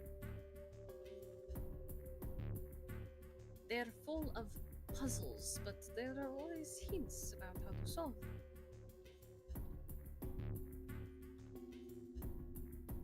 I'm pretty sure there aren't any rooms where we just had to go with our best guess and leave it to instinct to solve the puzzle.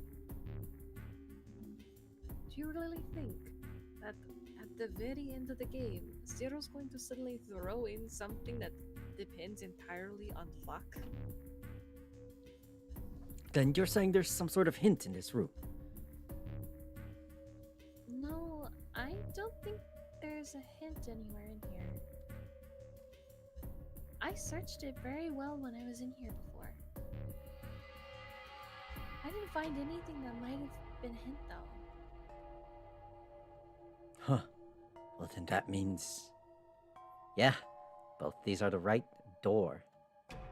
I mean, if you think about it, Sierra never actually said there was only one door with a 9 on it. It is hidden, but an exit can be found. Seek a way out, seek a door that carries a 9. Junpei began to mutter to himself. So if there are 2 number 9 doors, if we split it up right... That's not gonna work. Junpei blinked and looked up at Clover. She held out her hand. You've got a notebook and a pen, right? Can I borrow them? Yeah, here. Man, we don't have time for this. Ma'am, Slightly confused, he pulled out and handed them. ma'am, we have an hour and a half. Less than that, actually. Mm-hmm. And we need to go find the funny Egyptian woman. Look at this. Clover opened up the notebook to a blank page and set it down on the desk. Everyone else gathered around her and watched as she wrote down a series of numbers.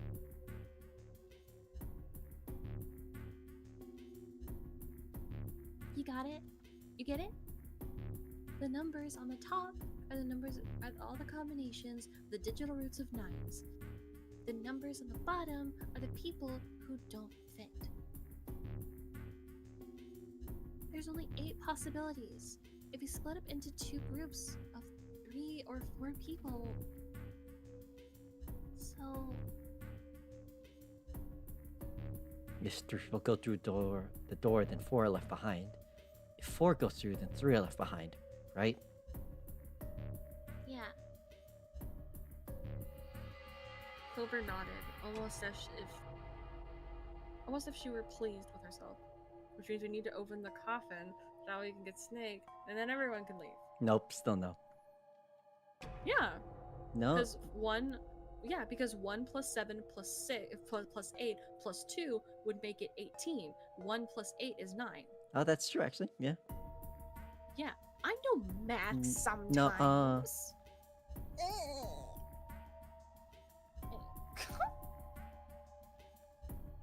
No way. Huh. Hmm. Huh.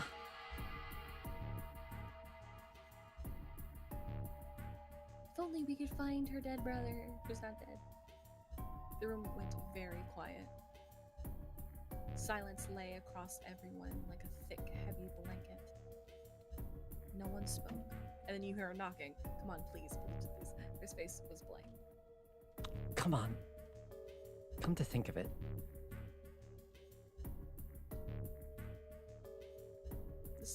Desperate for something else to look at, Junpei turned his head to the room around him. Look What at the is coffin. this room? The walls were covered with candles. The wavering flames made the shadows of Junpei and his companions look as if they were dancing. You noticed the coffin, but we don't know how to open it. Not yet. How did we figure out how to open that? It was from the notes where we went to the safe, and then Seven was like, "Why don't we try the safe combination here?" Okay. 2 rows of wooden pews filled the room. It looks like it's set up for some kind of ceremony. But what kind? Between them were a stripe of rich red carpet. The carpet ran straight through the room, ending at the door, then pointed to the stern of the boat. At the other end of the carpet. Is that an altar? It was a recessed space set into the wall between the 2 other doors. Sitting on the raised section of the altar was a coffin. A coffin? A A coffin. coffin?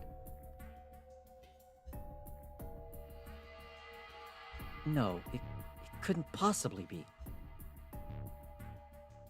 But if... Oh, no, that's you. But if it wasn't, then whose body occupied it? There was that was as far as Junpei wanted to pursue that line of thought. He decided not to think about the coffin for the time being. No, think about it! Think about it! Think about it a lot! At that moment, Seven spoke. There was an edge of humor to his voice, but it was forced. Okay, I give up. I give up. Figured if we sat around here long enough, someone would volunteer, but guess nobody's got the guts to do it. What are you talking about? Junpei didn't understand, and he wasn't the only one. What? What? You guys didn't figure it out yet? Huh? Oh, fine, fine. Let me enlighten you. Clover's mostly right with her little explanation earlier, but she missed something. She wasn't really wrong. She just... screw it. Let me write it out. Seven snatched up the notebook and began to write in. Everyone else clustered around him, desperate for a look. If you're trying to leave it a group of 3 and a group of 4, get everybody out, Clover's right. But there's another way. One combination, though. You split us up into groups of 3 and 3 and 1. You can make this combination. Wait, that means... Don't get me wrong here. I'm not trying to copy Ace or anything like that. Even if he hadn't been back in the big hospital room, I'd still be saying the same thing. The same thing? That's June. That's me. Oh, shit. The same thing? Are you saying... Water. Yeah, I am. It's worth the pain, though. I'll stay behind. Huh? Huh? What are you... Why are you acting so heroic all of a sudden? Are you some kind of idiot? Lotus was the first to speak.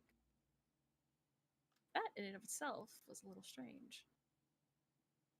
She'd reacted much different when Ace had volunteered. I'm completely against this. I'll be goddamned if I'm going to have to owe you for getting out of here. Oh, hello, Hey! Thank you very much for the raid, bro. Hi, I hope your stream was good. Hello, welcome, Raiders. Kay. Can we get a shout out for Kay real quick? You want me to do it? Yeah, if you could. Because I have to Sure. tell It's just again. it's exclamation point SO, right? I believe so. It's either that or slash. Okay. I always forget which one it is. Yes, Race, you were part of the raid because you were in Kay's chat. Well, hello, everybody. Well, I'm pretty sure Ray already did. Yep, it looks like Ray did. You were also technically a raider from KB. Oh, I love that. All right. Well, thank you very much for the raid, funny. Kay. Hello, I am Joseph. I'm known as a Mega Man here on the internet. I have my lovely co-host B as well, who is here for a majority of things, but not all things. Hello. We're currently reading through, for me, the third time, my favorite visual novel of all time, Zero Escape 999. This is B's first time making her way through Zero Escape as a franchise with me. Typically, I just like doing whatever the fuck I want to do at any given point in time, but mainly it'll be stuff like RPGs, visual novels, card games, all that kind of stuff.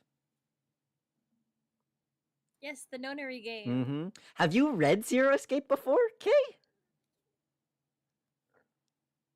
Because I know we were talking about visual novels yesterday, but I don't think I brought up Zero Escape. Hell Yes, yeah! yes, Oh, yeah. tight! Okay, well, since you're here, tell us who your your favorite and least favorite character in this game is. Oh, also, we've gotten the knife ending, the safe ending, the axe ending, and now we're about to on get the this version of the axe Yes, ending. we are currently we're doing all the voices, and I've made Lotus Russian because I can do whatever I want. So let's see. the rest of them began to speak all at once. I'm against it too. I didn't want you to leave Ace behind, and I don't want to leave you either. I don't like that idea. There's gotta be other options. I disagree as well. I can't say I care much for you being the hero. Finally, they quieted down. Junpei looked at Seven. Well, there you go, Seven. Proposal denied. Clover's right. There's gotta be another way. There's gotta be a better way than this. Get him out of the coffin. Get my boy out of the coffin. Seven made some noise that was somewhere between a derisive? Derisive, yes. Sure. Derisive snort and a cough. Ugh, doesn't make any sense. He was doing his best to pretend they were making a foolish decision, but Junpei could see the twinkling of water in the corners of Seven's eyes. That was when Santa spoke. Whoa, hold on a minute. I haven't said anything yet. Until then, Junpei hadn't realized that Santa had stayed quiet for the whole discussion of Seven's fate. Something in his voice made Junpei uncomfortable. Are you agreeing? You want to leave him here? Santa shook his head. Nah, I'm against it. I don't want to leave Seven here alone. Then I don't see how it matters. I said alone. Huh? I said I don't want to leave Seven alone. There was a dull shine in Santa's eyes. They were cold and hard. Junpei felt himself shiver. What the hell are you? What? You don't get it? I can't just leave one person. I need 2 more. 3 people, including Seven. I'm leaving 3 people behind. What? That's my proposal. No. Those are my orders. Sir, what? What do you mean, orders? What the hell makes you think you can order us around? Who the hell's gonna listen to you? You all will. In 3 seconds. You won't have a choice. What? 3, 2, 1. Santa was so fast Junpei could barely see him. When he moved, it was almost like watching a dance. His feet moved like lightning. He spun and... What? I did... Huh? He had June. Sir! Seven! Seven could just Oh, be no, the no. only person left. No. I'm Oh, okay. like Seven could be the only person that would be left. You don't need to pull out a gun. See? Santa. See? I told you. His lips curled into a cruel, mocking smile. You were so chill earlier, Huh? Santa. What? A shudder traveled the length of Junpei's spine. His chest froze, and he could feel his breath go stale in his lungs. I almost said in his legs. Nothing made sense. Junpei felt as though his head were about to explode. Santa's sudden change in attitude, saying that he needed 2 more. The gun in his right hand, a revolver.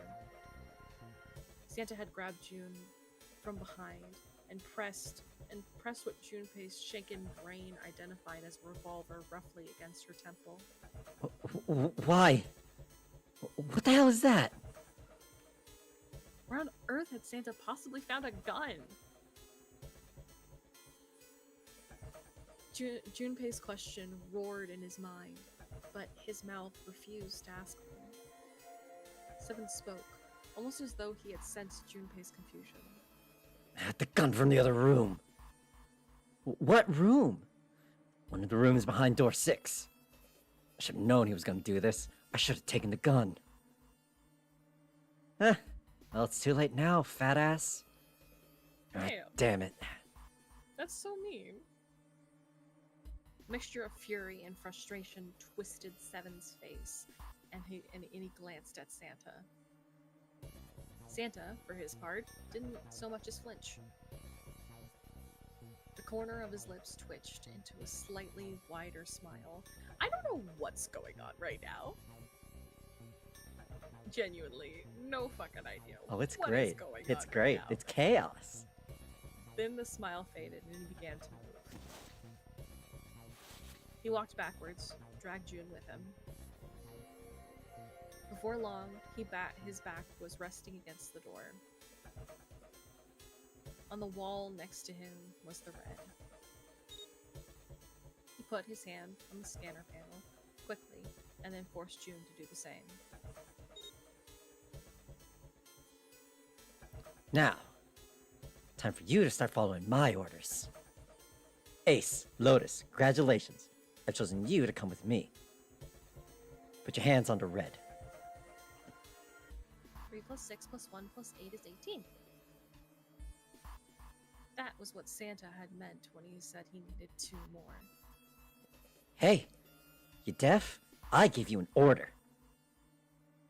Santa's eyes narrowed to slits. He glared at Ace and Lotus.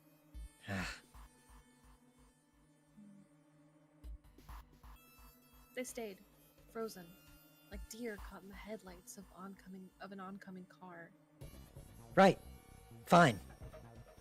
I didn't want to waste any bullets, but you guys just don't get it. No sooner were the words out of Santa's mouth than his hand twitched. And the gun roared. A section of the floor exploded, scattering wood splinters across the floor. A thin plume of smoke snaked out of the hole in the floor. Huh. There could be no doubt that the gun was real and worked. He really shot it. But why? Santa, why are you...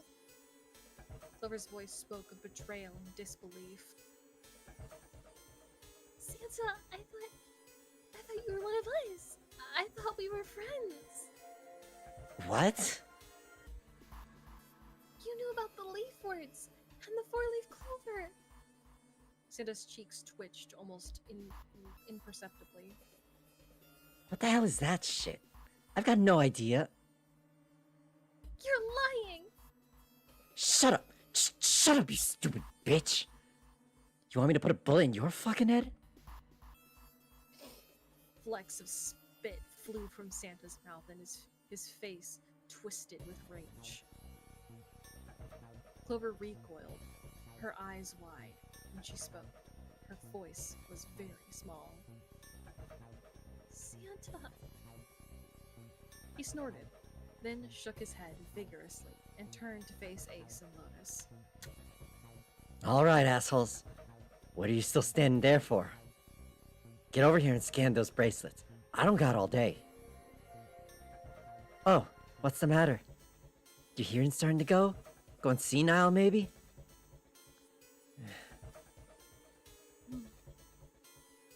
Ace and Lotus still didn't move. It almost seemed as if they couldn't move.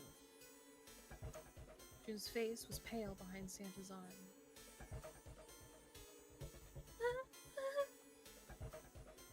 Her eyes were wide, and her chest heaved with every quick breath, like an animal cornered by a predator.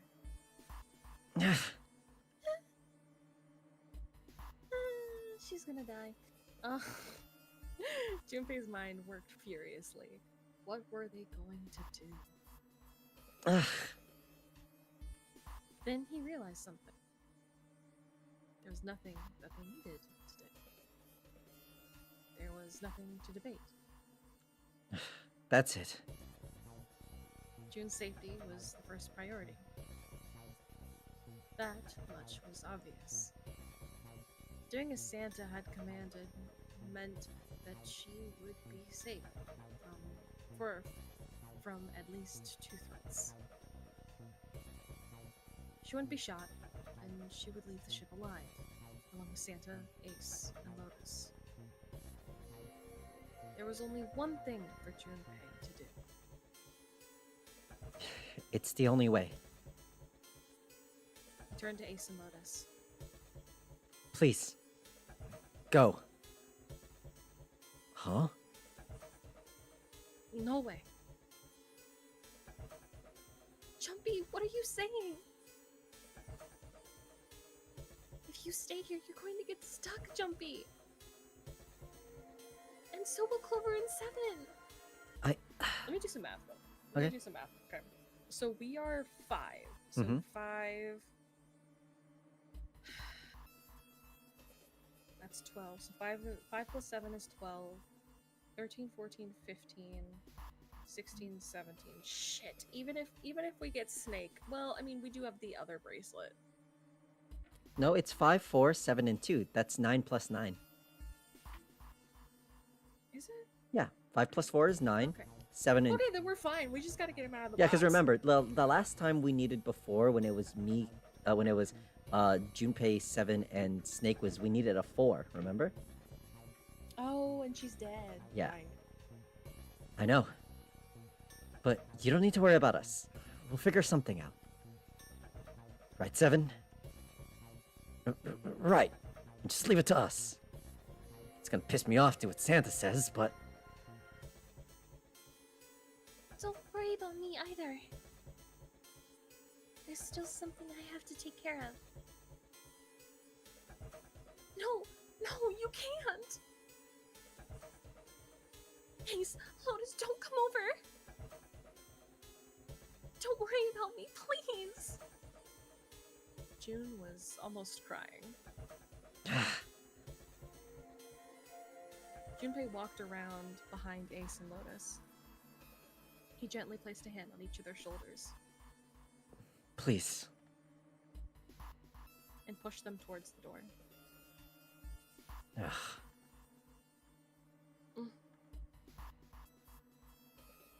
They almost stumbled, then righted themselves and took another step and another. Hooray. I just- Oh I know no. it's the wrong size, and I have to remake it. No, honey. Is it not able to be Do you mean, rescaled? like- Yeah, you should be able to rescale it, or just use, instead of like using like the big size, you can use the small size, or vice versa. Maybe, yeah. Ugh. They turned around, and Junpei nodded. Go. All right. Fine. Ace and Lotus turned around again and walked slowly toward the door where Santa was waiting for them. Damn, doesn't work. Okay. I'm so sorry, sweetheart. After what seemed like an eternity, they stopped in front of the door marked 9. Santa smiled. All right. Now let's get those hands on the scanner panel. What's the holdup? What? You think I'm fucking around here? I don't give a shit about this girl. The red doesn't need a person, you know. All I need is the bracelet. You get it? Good. Now put your fucking hands on the scanner. I'm not gonna say it again. He shoved the revolver harder against June's head, and she winced. Fine. Ace sighed, defeated, and placed his hand on the scanner panel. Lotus went next. Lotus glared at Santa and slammed her hand on the scanner panel. Just brang. The 4th asterisk blinked on. Good job. Now, Lotus, pull that lever. Soon as the door opens, you get your ass in there. Try anything stupid and you know what happens, right? Damn it. Junpei could almost hear Lotus's teeth grind.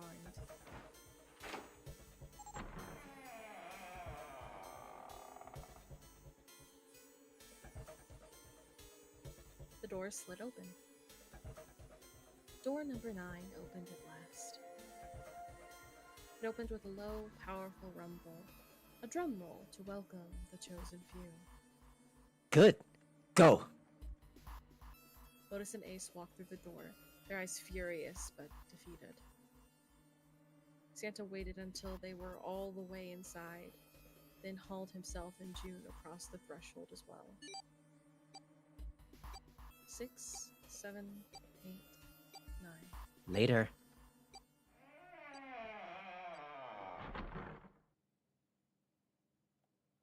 After exactly 9 seconds, the door swung shut.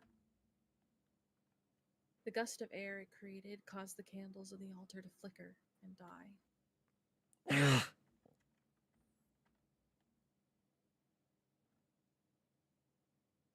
The room fell silent. Junpei, Clover, and Seven had been left behind.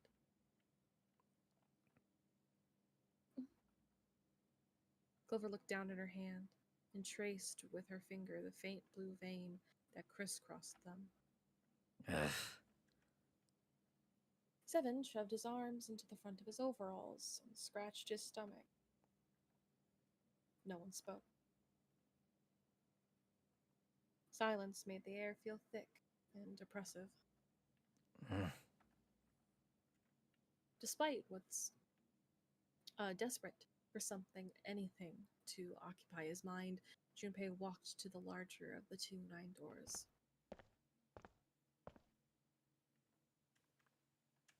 He stood in front of it and looked at the red. The red engaged. Ugh.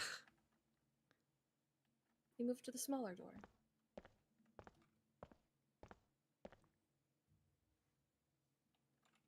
The red read vacant.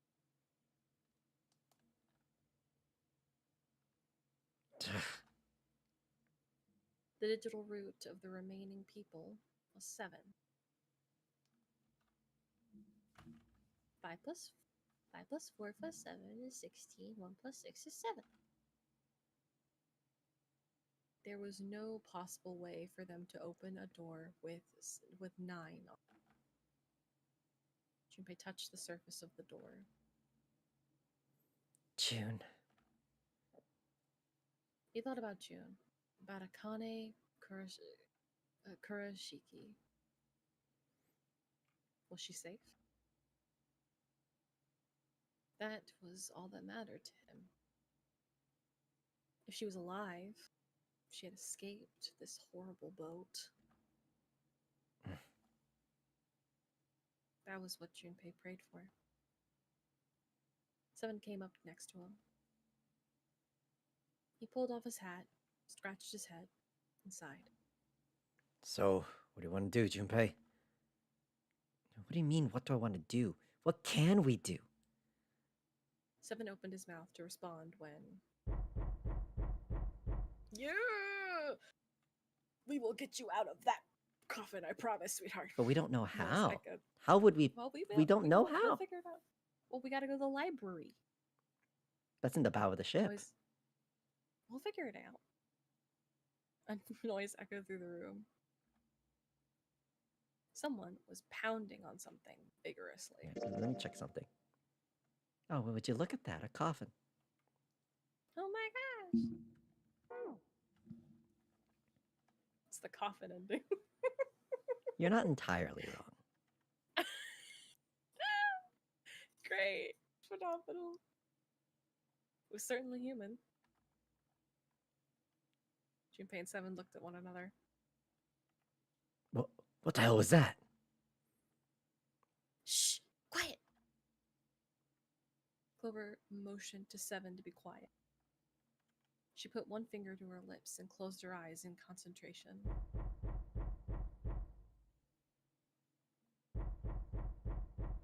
The 3 of them listened, trying to determine where the sound was coming from. Where is it coming from?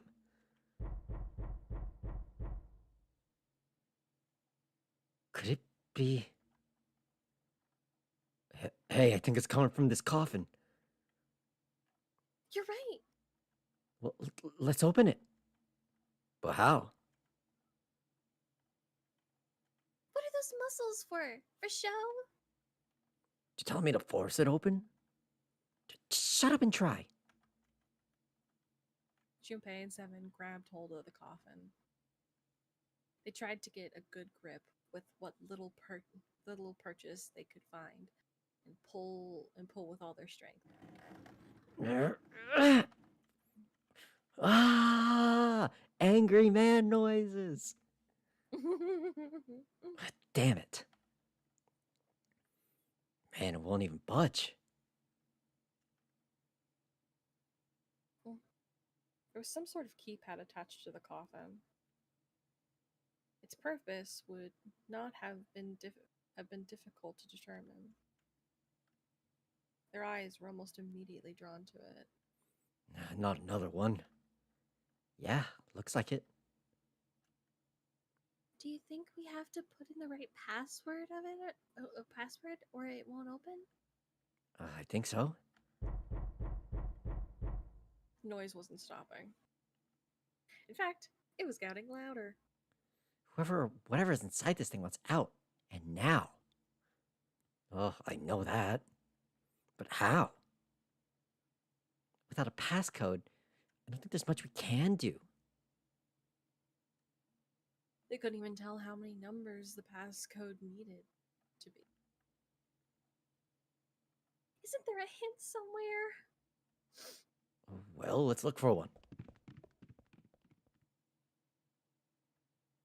Unfortunately, they didn't seem to be anything near the coffin. Clover ran to examine the pews, and Seven investigated the desk, but they turned up nothing. There's nothing here. Not making this easy, are they? The sound still wouldn't stop. It wasn't a noise that belonged in that room.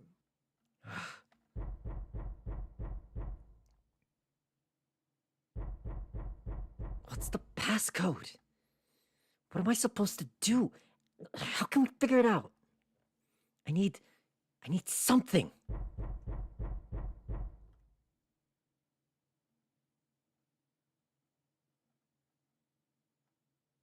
The world blinked.